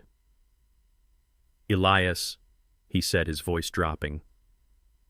"My God, you look like hell." He leaned forward. What happened?" I didn't answer. He looked at me for another second, and then his eyes widened. "No," he whispered. You didn't." "Didn't what, Marcus?" Your banker," he said. My man in Zurich. He's been calling me all night, nonstop, panicking. He says there's a tsunami starting in Geneva. He says the winter storm. He says the quantum holdings are moving." He looked at me, his eyes full of a terrible sudden understanding. "Elias, you did that." "I did," I said. "Why?" he whispered. "My God, man. Why? What in God's name could be that bad? What could make you break the promise?" I reached into my overcoat pocket. My hand, the one he thought was sloppy, pulled out the cheap stapled legal papers. Application for an emergency conservatorship. I didn't say a word. I dropped it. I let it fall, right onto the middle of his chessboard. It landed with a soft, pathetic thud, scattering the kings and the queens and all the little pawns. Gyong Elias 72, Toi Lan Lung Vachin Sak. I dropped the papers on the chessboard. The cheap staple was like an insult. The legal jargon. Application for an emergency conservatorship looked profane, laid out on the field of black and white squares. The cheap paper, my death sentence, skittered across the board and knocked over Marcus's white queen. The little plastic piece rolled off the wobbly card table and clattered onto the dirty, checkered floor of the barber shop. Marcus Cole did not move. His eyes, those sharp shark's eyes, were glued to the cover sheet. He just stared. From the front of the shop, I could hear the snip, snip, snip of shears and the two old-timers arguing about Patrick Ewing. The sound was normal. It was a million miles away. At this table, there was no sound, there was no air. Marcus's hand, the one that had been hovering over his black rook, was still frozen in midair. He was processing. I could almost see his mind working, the mind I'd trusted with my life, the mind that had been the face of Quantum Leap Capital. He was not just a lawyer, he was a strategist. He could see 10 moves ahead. He was reading the names. Petitioner Chloe Thorne Miller. Respondent Elias Thorne. He lowered his hand. He did not look at me. He looked at the name of the law firm at the bottom of the page, Miller and Associates, LLC. He let out a breath. A long, slow, tired breath. Then he did something I did not expect. He laughed. It was not a sound of humor. It was a short, bitter, cold sound. A bark. The sound of a man who has just been told the cruelest joke in the world. A conservatorship, he rumbled, his voice low and dangerous. He was still looking at the papers. They're trying to put you, Elias Thorne, in a conservatorship. He shook his head. They're trying to put the ghost in a cage, like some washed-up pop singer. He finally slowly lifted his head. He was not looking at Mr. Thorne, the old man. His eyes bored into mine, and I knew he was seeing the man from 1995. "So that's it," he whispered. "That's what Marcus, you moved the Queen Elias, the Queen, our old code word, the protocol, the entire frozen billion-dollar fortress." He leaned back in his folding chair, and it groaned in protest. He looked tired, but he also looked alive, more alive than I'd seen him in 25 years. My old contact in Zurich," Marcus said, his voice a low rumble that cut through the noise of the barbershop. "A man who never panics.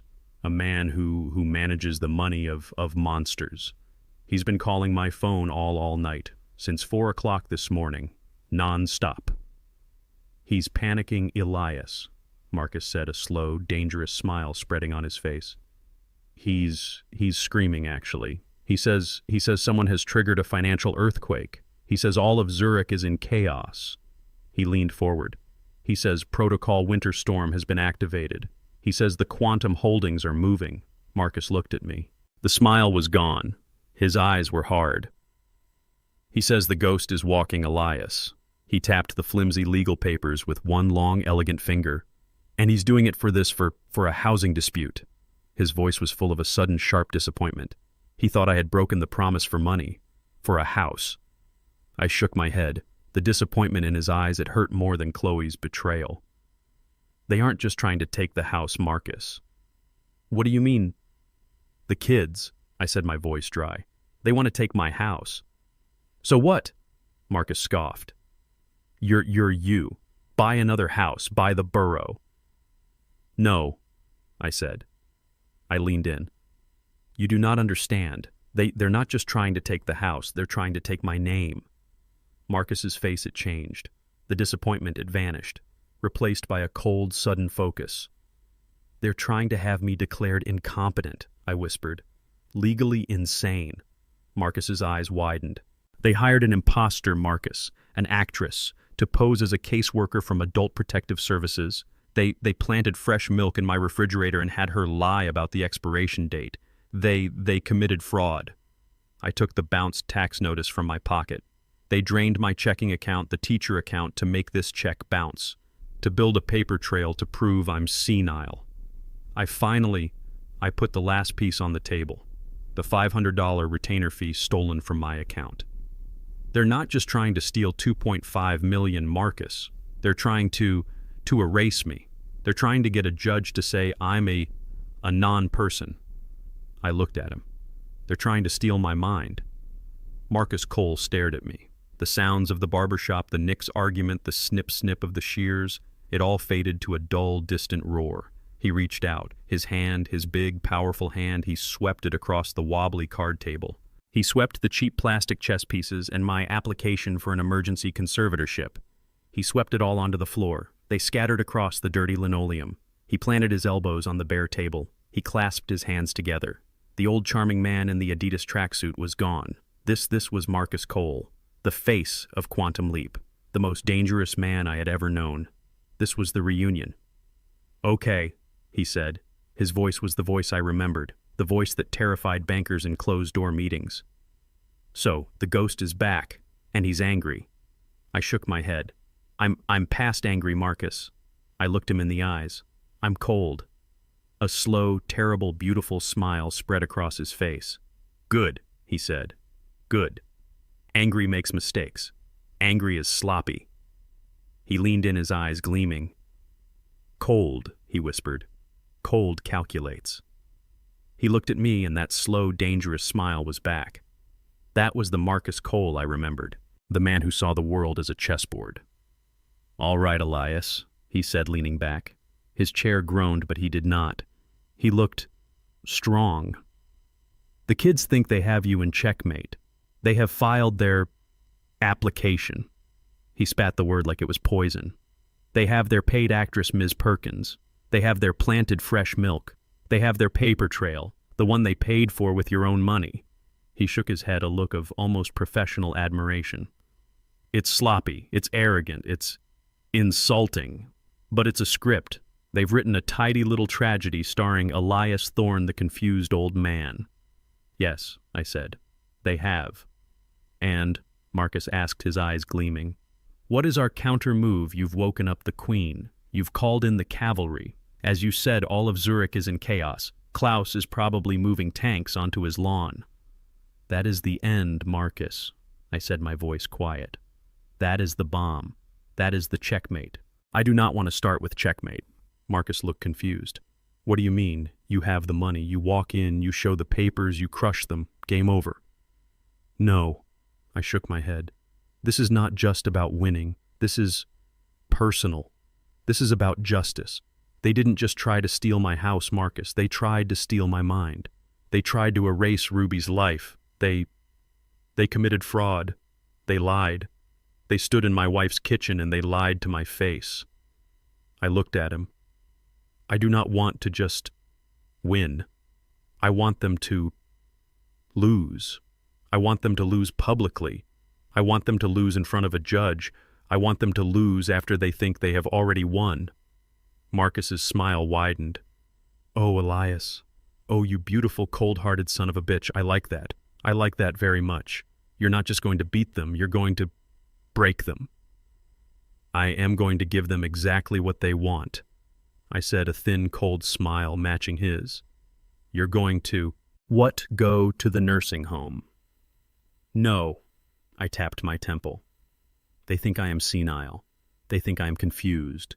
They think I am a respondent who cannot tell the date. Their entire case, their entire fraud, is built on that one simple lie. So, I continued, I am going to be the most confused, most senile, most pathetic old man they have ever seen. Marcus's smile widened. He understood. Oh, yes, you're going to act. I am going to walk into that courtroom, I said, and I am going to play the part they wrote for me. I will forget my name. I will ask for my dead wife. I will think I am at the post office. I will look like a man who needs a conservator. You will let them build their gallows. Marcus whispered the strategy clicking into place in his mind. You will let them build it high. You will let them present their evidence. The fake caseworker, the expired milk, the bounced check. I will let them put the noose around my neck, I said. I will let them kick the stool out from under me. And just when they think I am dead, Marcus continued, his eyes on fire, just when they are celebrating, just when your daughter is reaching for the 2.5 million, that is when I walk in. That, I said, is when you walk in. With the winter storm report, he said, rubbing his hands together. With the nuclear bomb from the U.S. Treasury. He chuckled. Oh, this is good, Elias. This is better than money. This is theater. This is revenge. He stopped suddenly. His face went serious. The strategist was back. But the judge, he said, his voice suddenly sharp. It all depends on the judge, Elias. Who is it? Did you see the name? A weak judge? A lazy judge? They might just listen to the expert testimony from their paid actress and just rubber stamp it. They might just sign the papers before we even get to Act 2. I saw the name, I said. It was on the application, a Judge Kaplan. I watched Marcus's face. He did not just smile. He beamed. It was a slow, bright, terrifying beam of pure, unadulterated joy. He looked like a wolf who had just been handed a fattened lamb.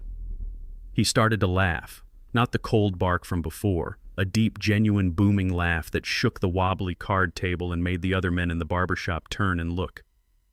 Kaplan, he roared. They filed this in front of Kaplan James Kaplan. What? I said, confused. Who is Kaplan? I do not know the name. Marcus was wiping a tear from his eye. He was trying to catch his breath. Oh, Elias. Oh, my friend. You do not know the name. But he knows us. He knows the ghost. What are you talking about, Marcus?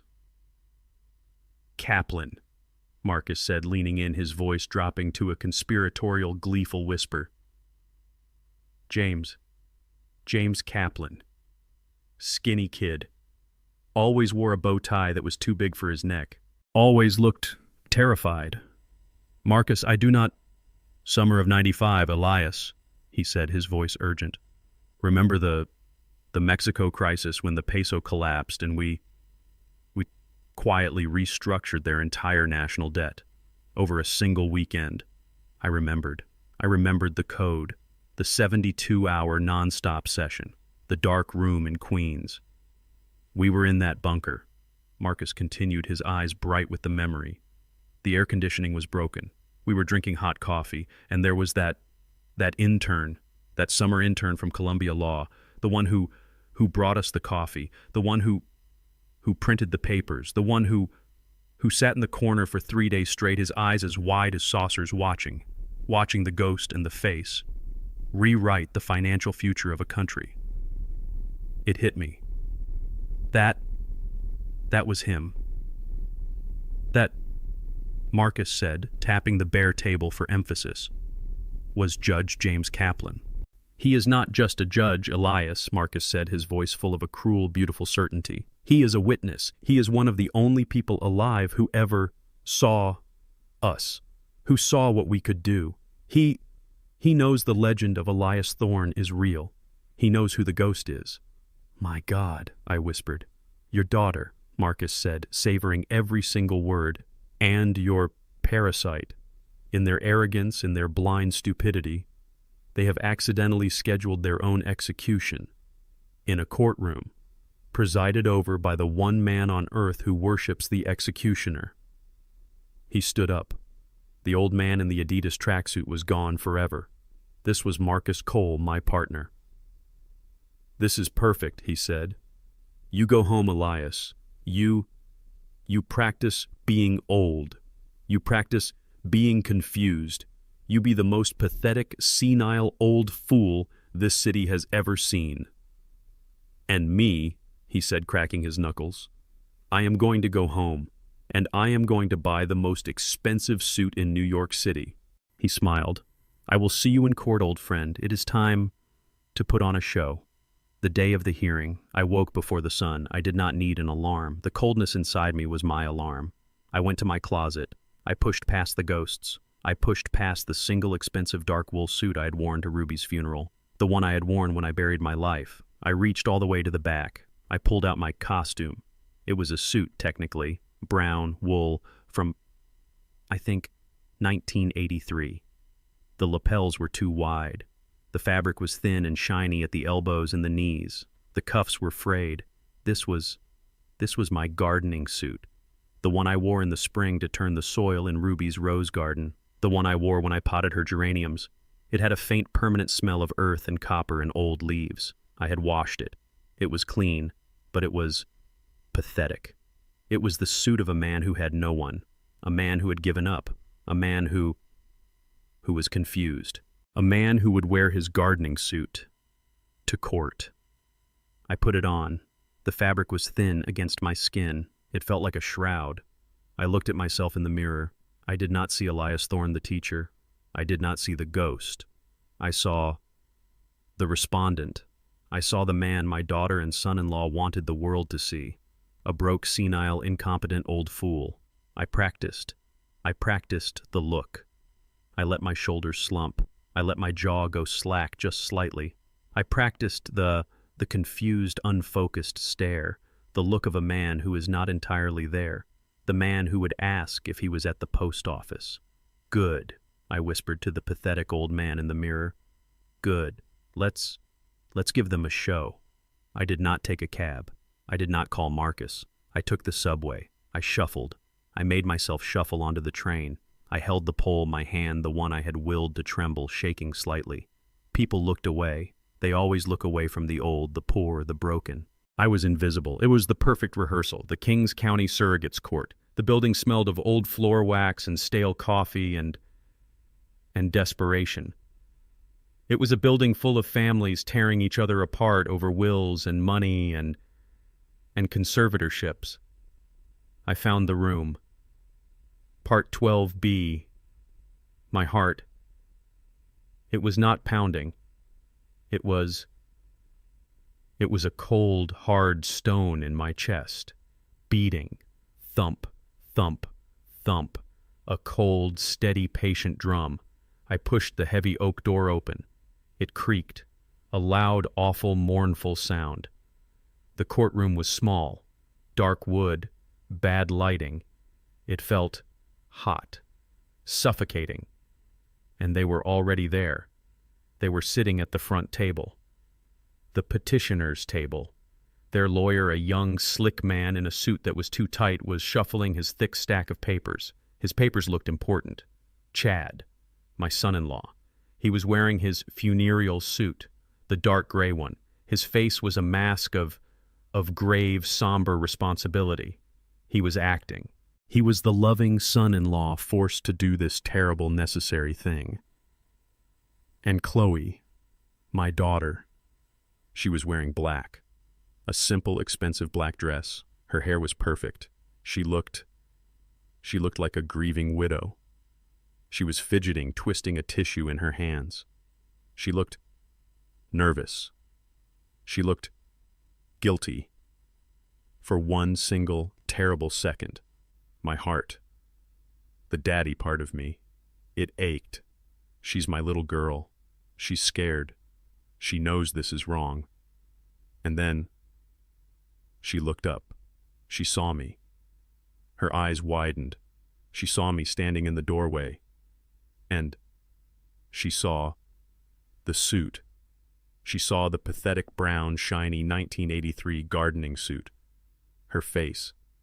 It didn't fill with pity or shame. Her nervousness. It just vanished. It was replaced by embarrassment.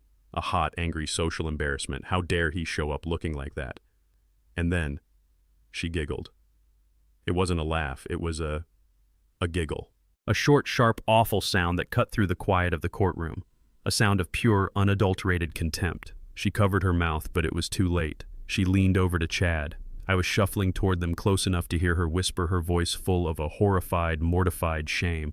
"Oh, my God," she hissed. "Look at him. He looks homeless." And Chad just shook his head. Slowly. A long, slow, pitying shake of his head. He did not look at me. He looked at his lawyer. He looked at the bailiff. He looked at the empty judge's bench. He was performing. He was showing the whole room. See what I have to deal with. The man is gone. He is a pathetic, homeless old fool. He tapped his thick, expensive-looking briefcase. The one I knew, was full of lies. The bounced check, the false report from Ms. Perkins. He didn't have to say a word. His sigh, his shake of the head, his pity, it was the perfect testimony. And in that moment, the small, aching part of my heart that was still Daddy, it turned to dust. It blew away. There was nothing left inside me now, just the cold, just the ghost. They were so stupid. They were so focused on the theater of poverty, so focused on my costume, they could not see the man underneath. They could not see the trap. They were not just walking into it, they were dancing into it. I shuffled. I made my feet drag on the marble floor. I slumped my shoulders. I walked past their table. I sat down at the respondent's table, a single wobbly wooden table with one empty chair. It was just me, no lawyer, no family, no friends, just the confused, senile old man. The lawyer, their lawyer, he glanced over at me. He snorted. A tiny, dismissive sound. He turned back to Chad and he whispered something. They both smiled. They had already won. This was just a formality. I sat there. I put my old trembling hands on the table. I made them tremble. I looked around, confused, lost. I looked at the clerk. I looked at the bailiff. I looked at the American flag. I was playing my part. I was the lamb ready for the slaughter. The room was quiet. The tick-tock of the wall clock was loud. Tick-tock. Chad straightened his tie. Chloe reapplied her lipstick. The lawyer cleared his throat. They were ready. The door behind the judge's bench, the heavy dark wood door, it opened. A voice, a flat board voice, cut through the room. All rise. Voice of Elias, 72 years old, cold and precise. The day of the hearing. I woke before the sun. I did not need an alarm. The coldness inside me was my alarm. I went to my closet. I pushed past the ghosts. I pushed past the single, expensive dark wool suit I had worn to Ruby's funeral, the one I had worn when I buried my life. I reached all the way to the back. I pulled out my costume. It was a suit, technically. Brown, wool, from I think 1983. The lapels were too wide. The fabric was thin and shiny at the elbows and the knees. The cuffs were frayed. This was my gardening suit, the one I wore in the spring to turn the soil in Ruby's rose garden, the one I wore when I potted her geraniums.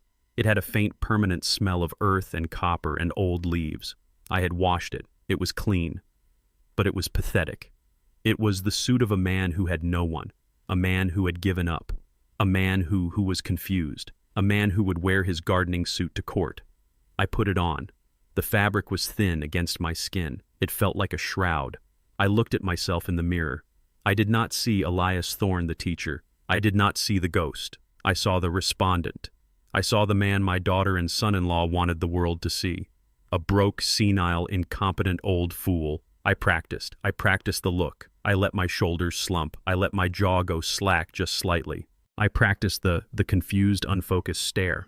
The look of a man who is not entirely there. The man who would ask if he was at the post office. Good. I whispered to the pathetic old man in the mirror. Good. Let's give them a show. I did not take a cab. I did not call Marcus. I took the subway. I shuffled. I made myself shuffle onto the train. I held the pole, my hand the one I had willed to tremble, shaking slightly. People looked away. They always look away from the old, the poor, the broken. I was invisible. It was the perfect rehearsal. The Kings County Surrogates Court. The building smelled of old floor wax and stale coffee and desperation. It was a building full of families tearing each other apart over wills and money and conservatorships.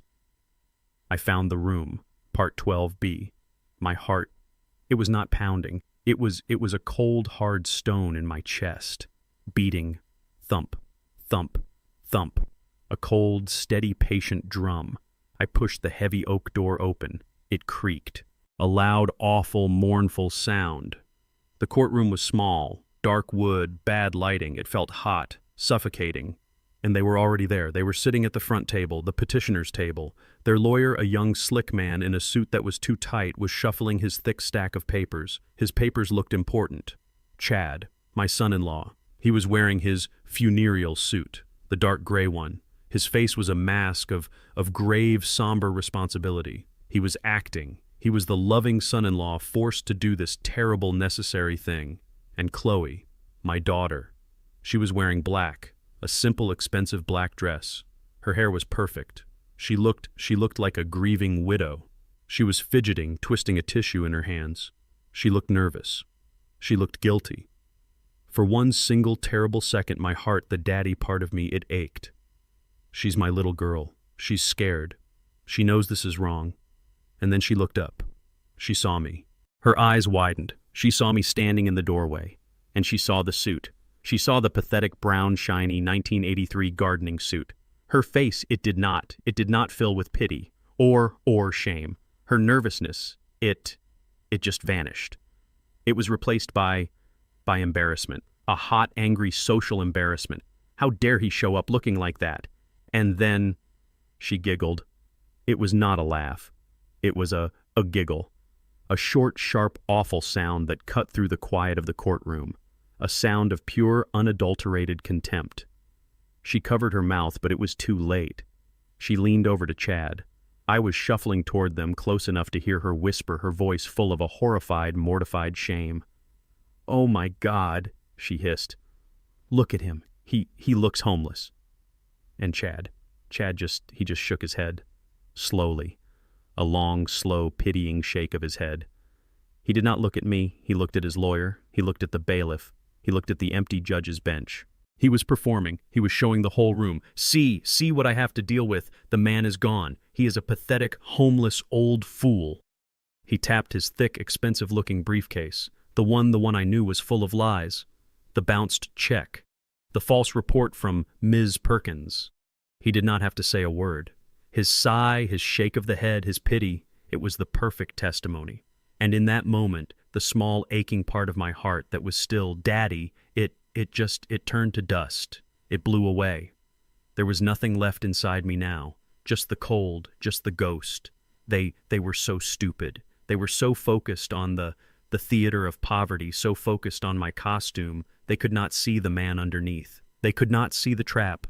They were not just walking into it, they were dancing into it. I shuffled. I made my feet drag on the marble floor. I slumped my shoulders. I walked past their table. I sat down at the respondent's table, a single wobbly wooden table with one empty chair. It was just me. No lawyer, no family, no friends, just the confused, senile old man. The lawyer, their lawyer. He glanced over at me. He snorted, a tiny dismissive sound. He turned back to Chad and he whispered something. They both smiled. They had already won. This was just a formality. I sat there. I put my old trembling hands on the table. I made them tremble. I looked around, confused, lost.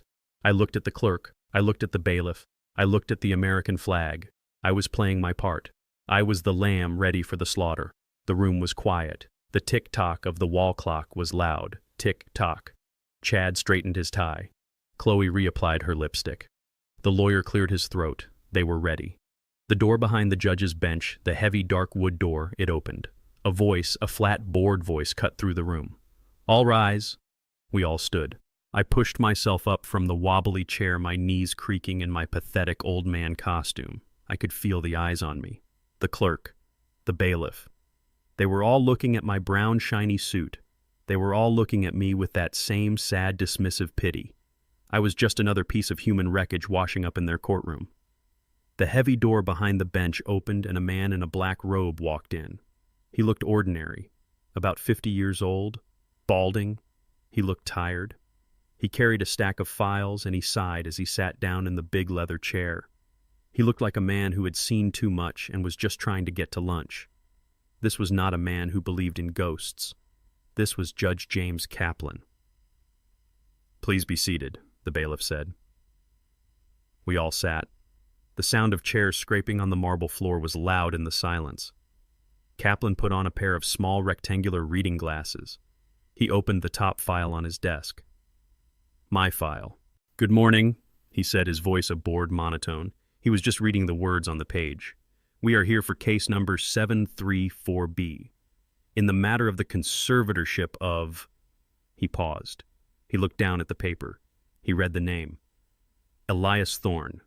He said it. Just like a name. Like John Smith or David Jones. He said it and then he cleared his throat, ready to move on. "Present for the petitioner Chloe Thorne Miller," he said, still reading, "is counsel Mr. Davies. Good morning, Mr. Davies." "Good morning, Your Honor," the slick young lawyer said. "And present is the petitioner, Ms. Thorne Miller." Chloe sniffled on cue. "Good morning, Your Honor?" "And her husband," Kaplan continued, still reading, "Mr. Chad Miller." Chad nodded, his face a mask of solemn duty. "Your Honor." "And," Kaplan said, his voice flat, "present for the respondent." He looked up. He looked up from the paper. He looked up over his little reading glasses to find the respondent. His eyes, his bored, tired judge's eyes, scanned the respondent's table. And they found me. They found the old, broken-down man in the brown 1983 gardening suit. And in that instant, the judge froze. It was not a pause. It was not a hesitation. It was a stop. His hand, which had been reaching for a glass of water, just stopped hovering in midair. He did not blink. He did not breathe. He just stared at me. The bored, tired man vanished. His face, all the color, it just left. He turned pale. Not just pale. He turned a sick gray ashen color. The color of old paper. The color of death. He was not looking at the old man in the gardening suit. I knew it. Marcus was right. He was looking at me. He was not seeing the respondent. He was seeing a ghost. His eyes, wide and disbelieving, were not the eyes of a judge. They were the eyes of that terrified 24-year-old law school intern, the kid in the too big bow tie. He was not in a courtroom in Brooklyn. He was back in that hot, dark concrete bunker in Queens. It was 1995. He was smelling the stale coffee. He was watching the ghost and the face move billions of dollars with a few keystrokes, restructuring the debt of an entire nation while he just brought them coffee. He was staring at the myth, the legend, the man who had vanished, the man who was not supposed to be real. His hand, the one that was hovering, it began to shake.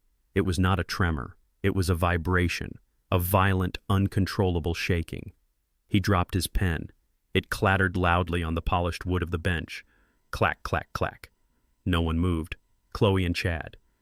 They were staring. They were staring at the judge. They were confused. They saw the judge's shock, but they misunderstood. They thought the judge was as appalled by my appearance as they were. Chad. I saw him. He actually smiled. A small, smug, "I told you so" smile. He thought the judge was on his side. He thought the judge's shock was disgust. The clerk, an older woman sitting just below the bench, leaned toward him. "Your Honor," she whispered. Are you all right?" Kaplan did not hear her. He could not take his eyes off me. He was still frozen, still staring. Then slowly he leaned sideways. He leaned toward his bailiff, a big, stocky man who was now looking at him with concern. Kaplan covered his mouth with his shaking hand, and I heard him. His voice was not a voice of authority. It was a strangled, horrified, reverent whisper. "My God," he whispered. "Bill, look at the respondent. The bailiff looked at me. He just looked confused. "My God," Kaplan whispered again, his voice trembling. Is that really him?"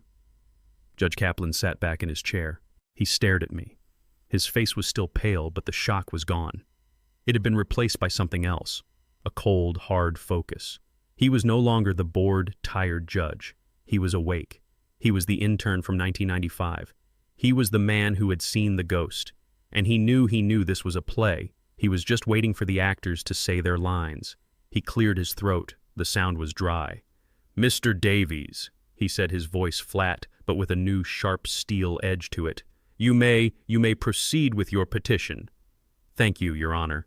The slick lawyer, Mr. Davies, stood up. He was full of that smug, simple confidence. He was a man who had been handed a winning case. He had no idea what was happening. He thought the judge's paleness was disgust for me. He thought my pathetic suit and my trembling hands were the whole story. He smiled a thin, oily smile at Chad. "Your Honor," he began, his voice smooth and condescending, "this is a sad day. It is a tragedy. My clients, Ms. Thorne Miller and her husband, they love their father, but they are at the end of their rope." He walked over to his briefcase. "This is not a matter of family disagreement, Your Honor. This is a matter of simple, undeniable fact. Mr. Thorne, he is quite simply no longer capable." He pulled out his first document, a certified official-looking bank statement.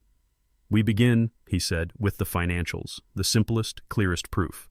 He held up the paper. "This is a certified copy of Mr. Thorne's only known bank account, a simple checking account with Chase Bank." He paused for dramatic effect. He wanted the judge to lean in. As of October 21st this year, the total available balance in Mr. Thorne's account was $12.41. He said the number like it was a curse. Chloe on cue made a tiny weeping sound into her tissue. Chad just shook his head, a look of profound secondhand shame on his face. $12. I sat there, my hands trembling on the table. I let them tremble. I thought of the computer screen. I thought of Saks Fifth Avenue. I thought of the Wine of the Month Club. I thought of my own daughter, my own flesh and blood, linking her credit card to my account, siphoning me dry, stealing my money to create this very moment, to manufacture this very piece of paper. And they were presenting their own crime as my failure. The lawyer, Mr. Davies, was not done. He was just warming up. $12, Your Honor, he repeated. The man lives on a $900 Social Security check, and he has $12. He is insolvent. And because of this gross financial mismanagement, this incompetence, we have Exhibit B. He reached into his file. He pulled out the other document, the red-stamped violation notice, my bounced property tax check. "This," he said, his voice rising in triumph. "This is a notice from the New York City Department of Finance. As of last week, Mr. Thorne's property tax check has bounced." He held it up for the judge to see. The red ink, insufficient funds. "He is bouncing checks to the city, Your Honor.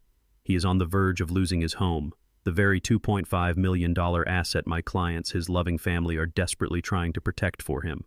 He slammed the paper down on the table in front of him, a thud of finality. "This," he said, pointing at me, "is not a man who is a little forgetful.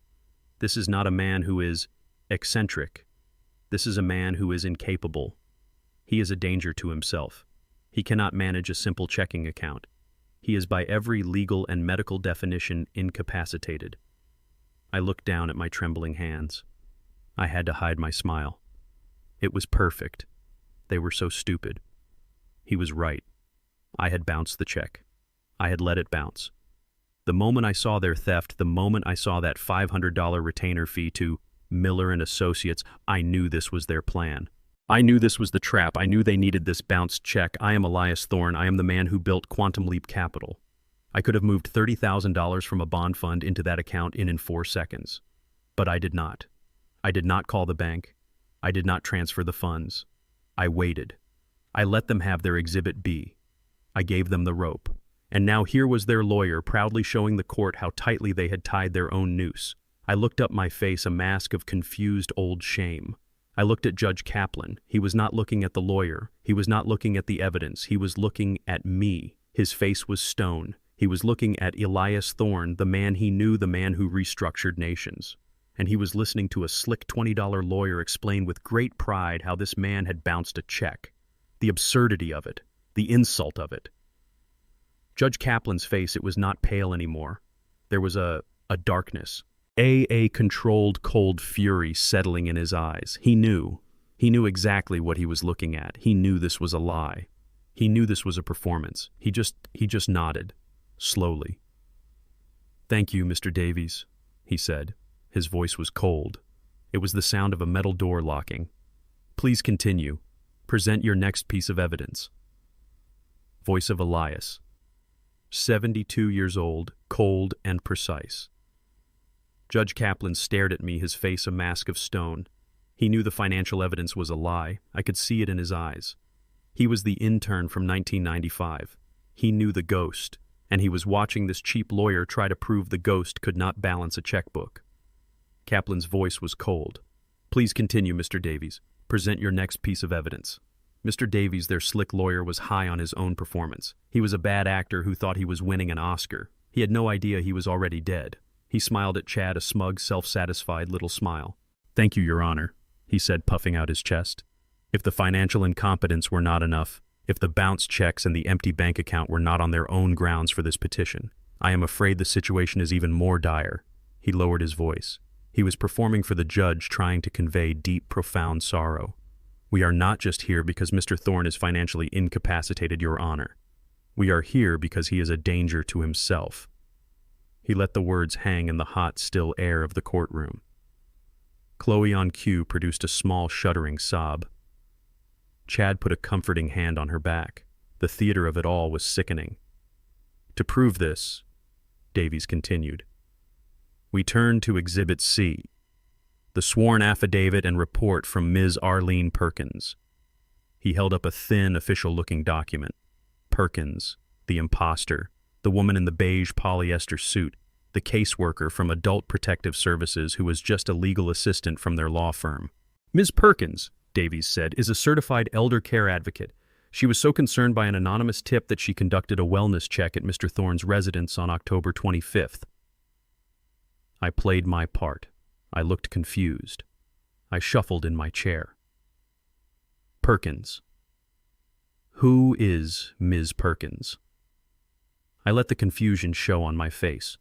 Judge Kaplan watched me. He did not watch the lawyer. He watched me play the part. He knew. "Ms. Perkins's report is frankly, Your Honor, horrifying," Davies said. "She describes a home in disarray, but most disturbingly, she describes Mr. Thorne's own physical and mental state. I quote from her report, the respondent. Mr. Thorne appeared deeply disoriented. He was unaware of the current date, the month, or even the President of the United States. He appeared agitated and paranoid." Chad shook his head slowly, sadly. "Do you see what I have to deal with?" "But the most shocking discovery," Davies said, his voice dropping to a dramatic whisper, "was in the kitchen." "So?" He reached into his briefcase and pulled out a large glossy photograph. An 8x10. He held it up. It was a picture of my refrigerator, a picture of the milk carton, the one Chad had planted, the one Ms. Perkins had discovered. "This, Your Honor, is a photograph time-stamped taken by Ms. Perkins. It is a carton of milk from Mr. Thorne's refrigerator, as you can see." He moved closer to the bench, though Kaplan did not even glance at the photo. The expiration date is clearly visible. October 15th. The lie. The central, vicious, stupid lie. My mind flashed. NOV 15. November. Not October. The milk was fresh. It was fresh. This woman, this Ms. Perkins, had stood in my kitchen, looked at a fresh carton of milk, and lied. And this lawyer was now presenting that lie as photographic evidence. How a doctored photo? Or was the lie so simple, so brazen that they did not even need to doctor it? They were counting on the judge, on any judge, to just believe them, to not even look closely. October 15th, Davies repeated. 10 days past its expiration date. When confronted, Mr. Thorne claimed he had just bought it. He was, according to Ms. Perkins, actively consuming rotten, spoiled food. Chloe let out a louder, more convincing sob. "He could have died," she whispered loud enough for the court to hear. "He could have gotten septic." "She is correct, Your Honor," Davies said, placing the photo down. "Botulism, listeria. He is quite literally poisoning himself, and he does not even know it." The lawyer turned. He walked back to his table. He stood behind Chad and Chloe. He put his hands on their shoulders. A picture of a united, loving family trying to save their lost patriarch. He looked at Judge Kaplan. "Your Honor," he said, his voice full of a fake, heavy sadness, "the evidence is clear. The bounced checks prove he is financially incapacitated. The expired milk, the confusion, the filth, it proves he is a physical danger to himself." He took a deep breath. It is obvious. Mr. Thorne needs help. He desperately needs help. And his loving family, they are the only ones left who are willing to give it. He pointed at me, at the old broken man in the gardening suit. "We are asking the court, we are begging the court to sign this emergency order, to appoint Ms. Thorne Miller as his conservator, before it is too late." He sat down. The room was silent. He had presented his case, the bounced check, the $12 balance, the expired milk, the confused old man. It was a perfect, neat little package, a perfect, neat little lie. And I just sat there. I let my hands tremble. I looked defeated. The lawyer, Mr. Davies, sat down. He was finished. He had presented his case, the bounced check, the $12 bank account, the fraudulent report, the doctored photo of the milk. He had laid out his entire pathetic, sloppy little trap. The courtroom was silent. Chloe was dabbing her eyes with her tissue, her performance of a grieving daughter in full swing. Chad sat beside her, a rock of fake strength, his arms crossed his face, a mask of pained duty. They had built their gallows. They had presented their evidence. And now it was time for the execution. The judge, James Kaplan, did not look at their lawyer. He did not look at their evidence piled on the table. He turned his head slowly. He turned his full attention, his cold, focused, knowing attention to me. I sat there, the pathetic old man in the gardening suit. I made my hands tremble on the wobbly table. Judge Kaplan leaned forward. He steepled his fingers, his eyes boring into mine. He knew. I knew he knew. He was waiting for my move. He was waiting for the actor. "Mr. Thorne," he said. His voice was flat. Not unkind, not cruel, just an official flat courtroom voice. "Mr. Thorne, you have heard the petition. You have heard the testimony of Ms. Perkins. You have seen the evidence presented by Mr. Davies." He paused. "Mr. Thorne," he asked, his voice sharp like a doctor testing a reflex, do you know where you are right now?" This was it. This was my cue. I looked up. I let my eyes, my old confused eyes, wander around the room. I looked at the dark wood. I looked at the American flag. I looked at the clerk. I looked past Judge Kaplan as if he was not even there. I made my face a mask of pure blank confusion. Where am I?" stammered. I let my voice crack. I looked at the clerk, the woman sitting below the judge. She was typing. The post office?" I asked, my voice thin, reedy. I leaned forward as if to tell her a secret. I'm here for the stamps. I need the stamps." The courtroom went dead silent. The clerk, her fingers froze on her keyboard. She looked up at me, her mouth open. And then from the petitioner's table I heard it. A laugh. It was not a giggle this time. It was a short, sharp bark of a laugh. A sound of pure, horrified embarrassment. It was Chloe. She could not help herself. Her father, her homeless-looking father, had just asked if he was at the post office, in a court of law. Chad's hand shot out. He grabbed her arm, hard. "Stop it," I heard him hiss. But the damage was done. The laugh had been heard. Chad was not laughing. He was smirking. He looked at his lawyer, Mr. Davies. He looked at Judge Kaplan. He just smiled. A smug, tight, I rest my case smile. He did not have to say a word. His senile, incompetent father-in-law was doing all the work for him. The lawyer, Davies, he just threw his hands up in the air, a gesture of, "What can you do with such a man?" Judge Kaplan, his face, it was stone. He was watching me. He was watching the ghost ask for stamps. He did not flinch. He did not react. He just kept his eyes locked on mine. He was almost admiring the performance. He was watching the trap I was setting for the other side. "Mr. Thorne," Kaplan said, his voice even flatter, colder than before. This is not the post office. This is a courtroom. A courtroom, I repeated. I looked around again. Oh, I see. I looked toward Chloe. I gave her a small, confused, lost smile. Ruby, I asked. My voice was a whisper.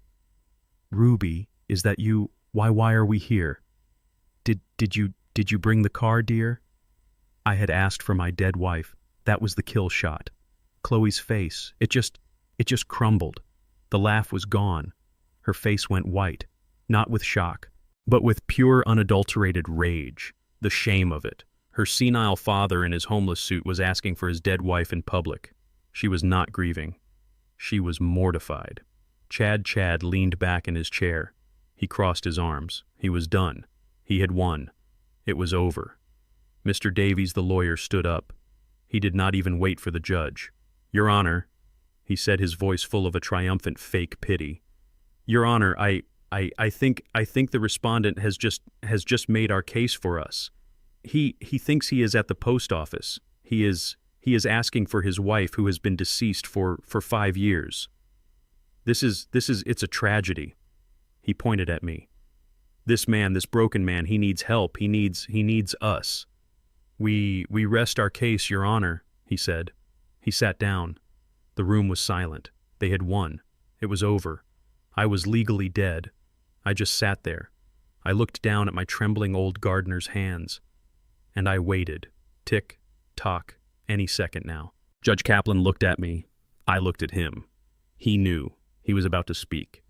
And at that exact moment, at that perfect, theatrical, calculated moment, the heavy oak doors at the back of the courtroom, they slammed open. Bang!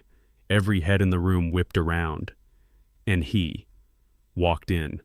Just as Judge Kaplan was about to address Elias again, perhaps ask him another deliberately simple question to further establish his supposed incompetence. The heavy oak doors at the back of the courtroom swung open. The sudden movement drew every eye. Standing framed in the doorway was a figure who commanded attention simply by existing. Marcus Cole, 70 years old like Elias, but radiating an entirely different energy. He was impeccably dressed in a charcoal gray suit that whispered Savile Row tailoring costing easily $20,000. His shoes gleamed with a deep polish. His silver hair was neatly trimmed, and his posture was that of a man accustomed to boardrooms and positions of power, not the weary slump of Elias's gardener persona. He paused for a beat, surveying the room, his sharp, intelligent eyes taking in the scene. Elias in his worn clothes, Chloe smirking, Chad looking impatient, Judge Kaplan on the bench. Then he strode forward, his steps measured and confident, echoing slightly in the sudden hush that had fallen over the courtroom. He moved with an unhurried grace that spoke volumes more than any loud declaration. As he approached the bar separating the gallery from the court proper, he offered a slight, almost imperceptible nod towards Elias, a flicker of acknowledgement unseen by the others, then turned his attention to the bench. "Excuse my tardiness, Judge Kaplan," he said, his voice smooth, resonant, carrying easily through the room without being loud. Traffic from the helipad was rather dreadful this morning. A collective blink seemed to pass through the courtroom. Helipad. The casual mention hung in the air, a stark contrast to the narrative of poverty and decline that Chad's lawyer had been painting around Elias. Chad leaned towards Chloe, his hand covering his mouth, but his whisper was still audible in the silence. "Who the hell is that old black dude? Think he's lost?" Chloe shrugged dismissively, her focus still on the perceived victory over her father. "Probably some friend of Dad's trying to cause trouble. Ignore him." But Judge Kaplan wasn't ignoring him. The judge's face, which had shown confusion and pity when looking at Elias, now held a mixture of shock, recognition, and something akin to awe. He leaned forward, gripping the edge of his bench, his knuckles white. "Mr. Cole, is that truly you?" Marcus offered a polite smile that didn't quite reach his eyes. "Indeed, Your Honor. It has been some time. My apologies again for the interruption. I understand these are proceedings regarding the conservatorship of Mr. Elias Thorne." Kaplan nodded, still looking somewhat starstruck. "Yes, Mr. Cole. We were just hearing testimony regarding Mr. Thorne's current state and ability to manage his affairs." "Ah, yes." "His affairs?" Marcus said, glancing briefly at Chad and Chloe, a hint of steel entering his voice. I believe I might have some pertinent information regarding Mr. Thorne's affairs. Information that might shed considerable light on the situation. Chad's lawyer, a young ambitious man named Peterson, stepped forward, sensing a potential disruption to his carefully constructed case. Your Honor, with all due respect, this gentleman is not on the witness list. We have no prior notification of his testimony or his relevance to this matter. I object to this interruption. Objection noted. Mr. Peterson. Kaplan said, his gaze still fixed on Marcus, almost ignoring the lawyer. Mr. Cole, your presence here is unexpected to say the least. What is your relationship to Mr. Thorne? Marcus turned slightly, acknowledging the lawyer with a cool nod before addressing the judge again. Elias Thorne and I. Your Honor, have been business partners, associates, and friends for nearly 50 years. I served as the public face and chief operating officer for his primary investment vehicle, Quantum Leap Capital, until its, strategic hibernation 17 years ago. Quantum Leap Capital. The name meant nothing to Chad or Chloe, but Kaplan visibly paled further. He remembered the whispers, the legends from his intern days. The almost mythical firm that had made staggering returns in the 80s and early 90s before vanishing without a trace. And Elias Thorne. Marcus continued letting the name hang in the air, was the sole founder, architect, and owner of Quantum Leap Capital. He is better known in certain circles, Your Honor, perhaps even circles you frequented in your youth, as the Ghost of Broad Street. The courtroom held its breath. The Ghost of Broad Street, a legendary, almost mythical figure from Wall Street's golden age, a brilliant recluse rumored to have amassed an unimaginable fortune before disappearing completely. Chad scoffed again, whispering to Chloe, "He's making it up. Dad was a bike mechanic and then a math teacher. This guy's delusional." But Kaplan knew. His mind raced back to that summer internship in '95, fetching coffee, running documents, hearing the hushed, awe-filled talk about the ghost, the man who could move markets with a single phone call. He looked at Elias now, Elias who was still slumped in his chair, looking vacant, seemingly oblivious. Could this unassuming old man in gardener's clothes truly be that legend? I believe, Mr. Peterson, Marcus said, turning his cool gaze on Chad's lawyer, that my relationship with Mr. Thorne makes me eminently relevant to this matter, particularly regarding his capacity to manage his extraordinarily complex financial affairs. Unless, of course, your intention is to proceed based on incomplete or perhaps deliberately misleading information.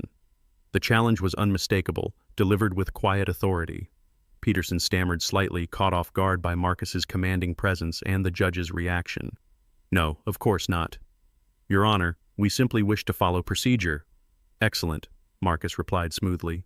Then with your permission, Your Honor, I would like to present documentation that clarifies Mr. Thorne's current financial standing and his historical ability to manage assets far exceeding the modest property currently under discussion.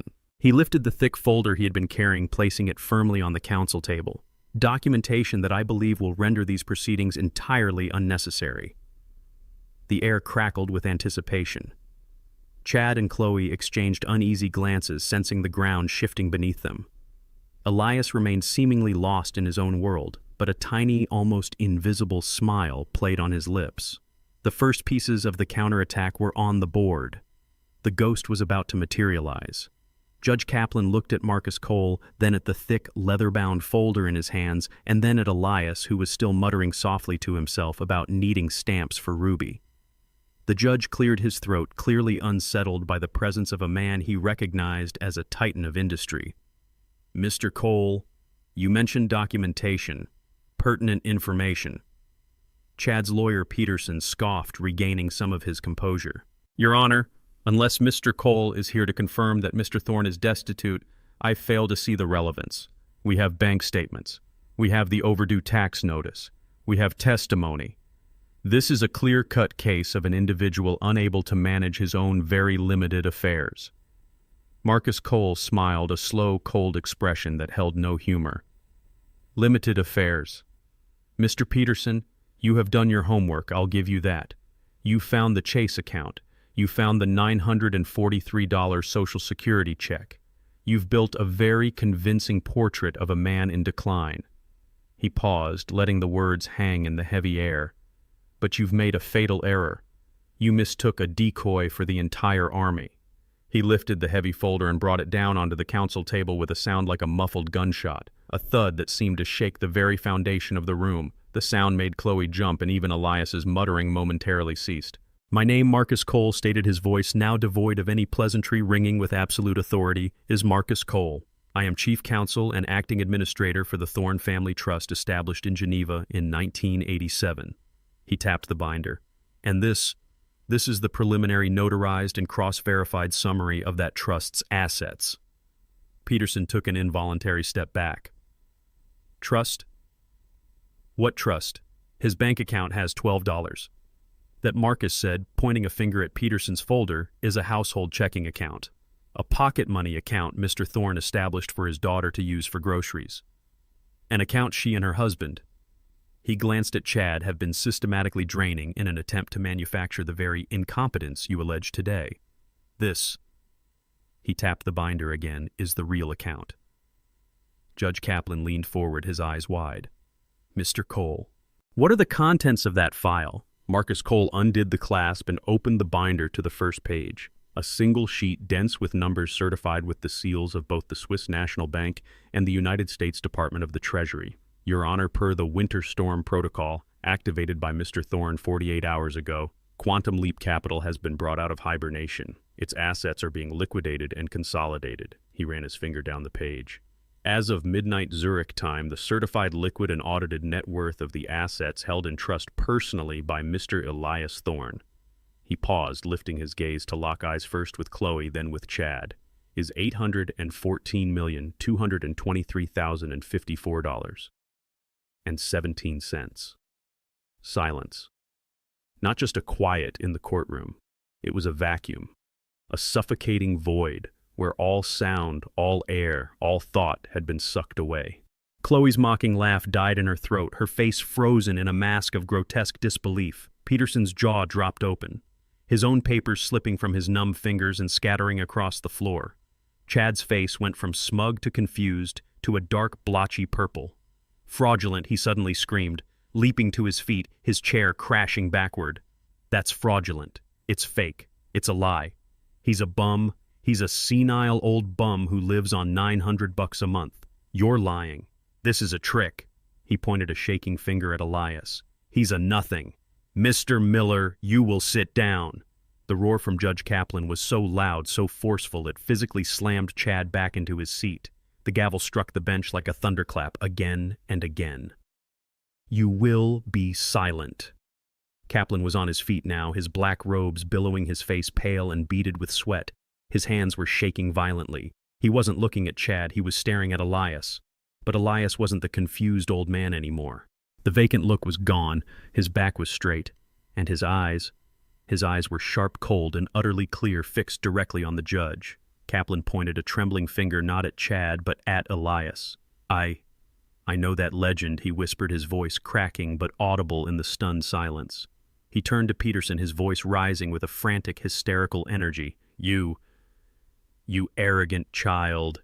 You stand there with your $12 bank statements." He gestured wildly at Elias. "I know the legend of the ghost of Broad Street. I know it. I was a summer intern at Goldman in 1995. The summer they said he single-handedly renegotiated Mexico's sovereign debt over a weekend. The partners, they spoke his name in whispers. They said he was a myth. He stared right at Elias, his eyes filled with a terrifying, dawning awe. I brought him coffee. He was wearing an old Yankees cap and reading a physics textbook. I brought Elias Thorne coffee. The courtroom was frozen. The revelation hung in the air, more powerful than the $800 million. This wasn't just money. This was legacy. This was power. Kaplan sank back into his chair, breathing heavily. He looked at the $814 million summary. He looked at Elias, who now met his gaze with a calm, appraising look. And he looked at Chad, who was trembling with a mixture of rage and terror. Mr. Miller, Kaplan said, his voice dangerously low. "Sit down and be quiet. The adults are talking." Judge Kaplan's words, "I brought him coffee," hung in the dead tomb-like silence of the courtroom. The gavel lay untouched on his bench. The lawyers, the clerk, the bailiffs were all frozen, staring not at the judge and not at the multi-million-dollar folder, but at the old man in the gardener's vest. Elias Thorne was no longer slumped. The transformation was absolute. He sat bolt upright, his spine rigid, his shoulders back. The vague, milky confusion in his eyes had evaporated, replaced by an arctic cold, brilliant clarity. It was the gaze of a predator, a chess master, a king. It was a gaze filled with a cold, ancient anger and a disappointment so profound it was almost tangible. He slowly, deliberately turned his head. He did not look at the judge. He did not look at Chad, who was hyperventilating his face, a mask of purple rage and terror. He looked directly and only at his daughter Chloe. Chloe flinched. The look in her father's eyes was not one of madness or confusion. It was one of judgment. It was a look she had never seen, and it terrified her more than Chad's screaming ever had. This was not her father. This was not the man she had planned to swindle. This was a stranger. When Elias spoke, his voice was unrecognizable. The frail, reedy mumble of the confused old man was gone. In its place was a voice that was deep, steady, and resonant with absolute command. It was a voice that had not been used in this way for 17 years, but it had lost none of its bone-chilling power. "Your mother, Ruby," he said. The name spoken in that powerful, unfamiliar voice made Chloe's breath catch. He paused, letting the memory of her mother fill the space between them. "She made me promise. The night you were born, she made me promise. She was afraid of this." He gestured a small, dismissive flick of his fingers toward the $800 million folder. "She was afraid of the power, the money, the poison of it. She wanted you to grow up normal. She wanted her daughter to be a good person, not a greedy one." He leaned forward, and the intensity of his gaze pinned Chloe to her chair. "We gave you everything, a normal life, a quiet life. We gave you our time, our values, our love, and this is what you do with it. This is how you honor her memory. You conspire with this gambler. You try to have me declared incompetent. You try to steal the very home she died in." Chloe's face, which had been frozen in disbelief, began to crumple. The smugness, the mockery, the easy laughter, it all shattered and fell away, revealing the rotten foundation beneath. He delivered the final, devastating verdict, his voice like cracking ice. "Your mother wanted you to be a good, normal person. You aren't just a failure, Chloe. You have failed the test." A dry, terrible, racking sob tore itself from Chloe's throat. It was not a cry of sadness. It was the sound of a soul breaking. This was not about the money. Not anymore. This was about the final, unchangeable judgment from the father she had just tried to bury alive. Chad, seeing his prize slipping away, finally erupted. "You old bastard! You can't talk to her like—" Marcus Cole raised one hand, a simple, elegant gesture that silenced Chad without a glance. He turned his cool, appraising eyes to Judge Kaplan, who sat watching Elias, transfixed, his face pale with awe and dawning realization. "Your Honor," Marcus said, his voice formal and sharp, slicing through the raw emotion in the room. "Given the documentation presented, which proves Mr. Thorne's assets are considerable, and given the clear malicious and fraudulent intent behind this entire proceeding initiated on the false pretense of concern." He paused, letting the weight of the accusation settle. "We demand sanctions." Peterson, Chad's lawyer, finally found his voice, though it was weak, quavering. "Sanctions on what grounds? Your Honor, my clients were concerned for Mr. Thorne's well-being." "Concerned," Marcus Cole echoed the word with icy disdain. He opened his thick binder again, flipping past the financial summary. "Let's talk about concern, shall we? Your Honor, as part of the Winter Storm Protocol, our Geneva office ran a standard security and threat assessment. This includes an immediate and thorough investigation into all parties involved in this hostile action." He pulled out a new, thinner sheaf of papers. "This report was compiled by Klaus Siebert, head of our Swiss security division. It details the pressing financial activities of one Mr. Chad Miller." Chad's face went from purple to a ghastly, splotchy white. He looked like a man who had just seen his own executioner. "It seems Mr. Miller's concern for his father-in-law's $900 a month finances is rather specific." Marcus continued, his voice dripping with contempt. He read from the page. Mr. Miller currently holds $1.2 million in unsecured gambling debts to 3 separate offshore casinos in Macau and Costa Rica. He is also at this moment being actively investigated by the Securities and Exchange Commission for wire fraud related to his consulting firm. He dropped another paper onto the table. Furthermore, our network security logs show 72 separate sophisticated attempts from an IP address traced to Mr. Miller's home office attempting to breach the firewalls of the Thorne family trust over the last 6 months. 72 failed attempts. He wasn't concerned about his father-in-law's well-being. Your Honor, he was trying to find a way to pay his bookies. The room exploded. Chad lunged not at Elias but at the table, his hands clawing, trying to grab the papers, screaming, "Lies! They're lies, you can't prove it. You old bastard, you set me up!" Marcus Cole simply stepped aside, unbothered, as 2 bailiffs, galvanized by Judge Kaplan's furious expression, seized Chad by the arms, slamming him back down into his chair with enough force to rattle his teeth. "The proof is all here, Your Honor," Marcus said calmly, tapping the report. Authenticated, certified. He wasn't filing for conservatorship to protect Elias Thorne. He was filing to get legal access to an $800 million line of credit. Elias watched his face impassive, a judge who had already passed his sentence. He glanced at Chloe, who was now weeping uncontrollably, staring at her husband with a new dawning horror. The final devastating truth had landed. Marcus Cole closed the folder. "Sanctions, Your Honor, and we will be filing criminal charges for fraud, conspiracy, and elder abuse by the end of the day." The words criminal charges and elder abuse landed like physical blows. Chad Miller, held firm by the 2 bailiffs, seemed to deflate. The purple rage drained from his face, replaced by the waxy, slack-jawed pallor of total defeat. His body went limp, a puppet whose strings had been cut. He wasn't fighting anymore. He just collapsed. The bailiffs holding him up looked at the judge, who simply nodded. They began to drag him, his expensive shoes scuffing pathetically on the courtroom floor, toward a side door. Chloe watched him go. Her weeping, which had been horrified, now turned hysterical. The realization of everything, the lies, the debt, the fraud, the criminal charges, crashed over her. "Dad," she screamed, a raw, desperate wail. "Dad, I'm sorry, I didn't know about the debt. I swear, I just thought, Dad, please." She tried to get up to run to him, but her legs wouldn't hold her. She sank back into her chair, her face buried in her hands, her shoulders shaking with agonizing, gut-wrenching sobs. The sound of her apology, the sound he might have once craved, meant nothing to him now. It was just noise. Elias Thorne stood slowly rising to his full height. He looked down at his daughter, his only child, who was now a broken, weeping mess. There was no pity in his eyes. There was no anger. There was only an ending. He looked at her for a long, cold moment. His gaze swept over her, seeing not the little girl who held his hand, but the stranger who had tried to destroy him. "Yes," he said, his voice quiet but carrying across the silent room. "Now you know." That was all. 2 words, not of forgiveness, not of condemnation, just a simple, terrible statement of fact.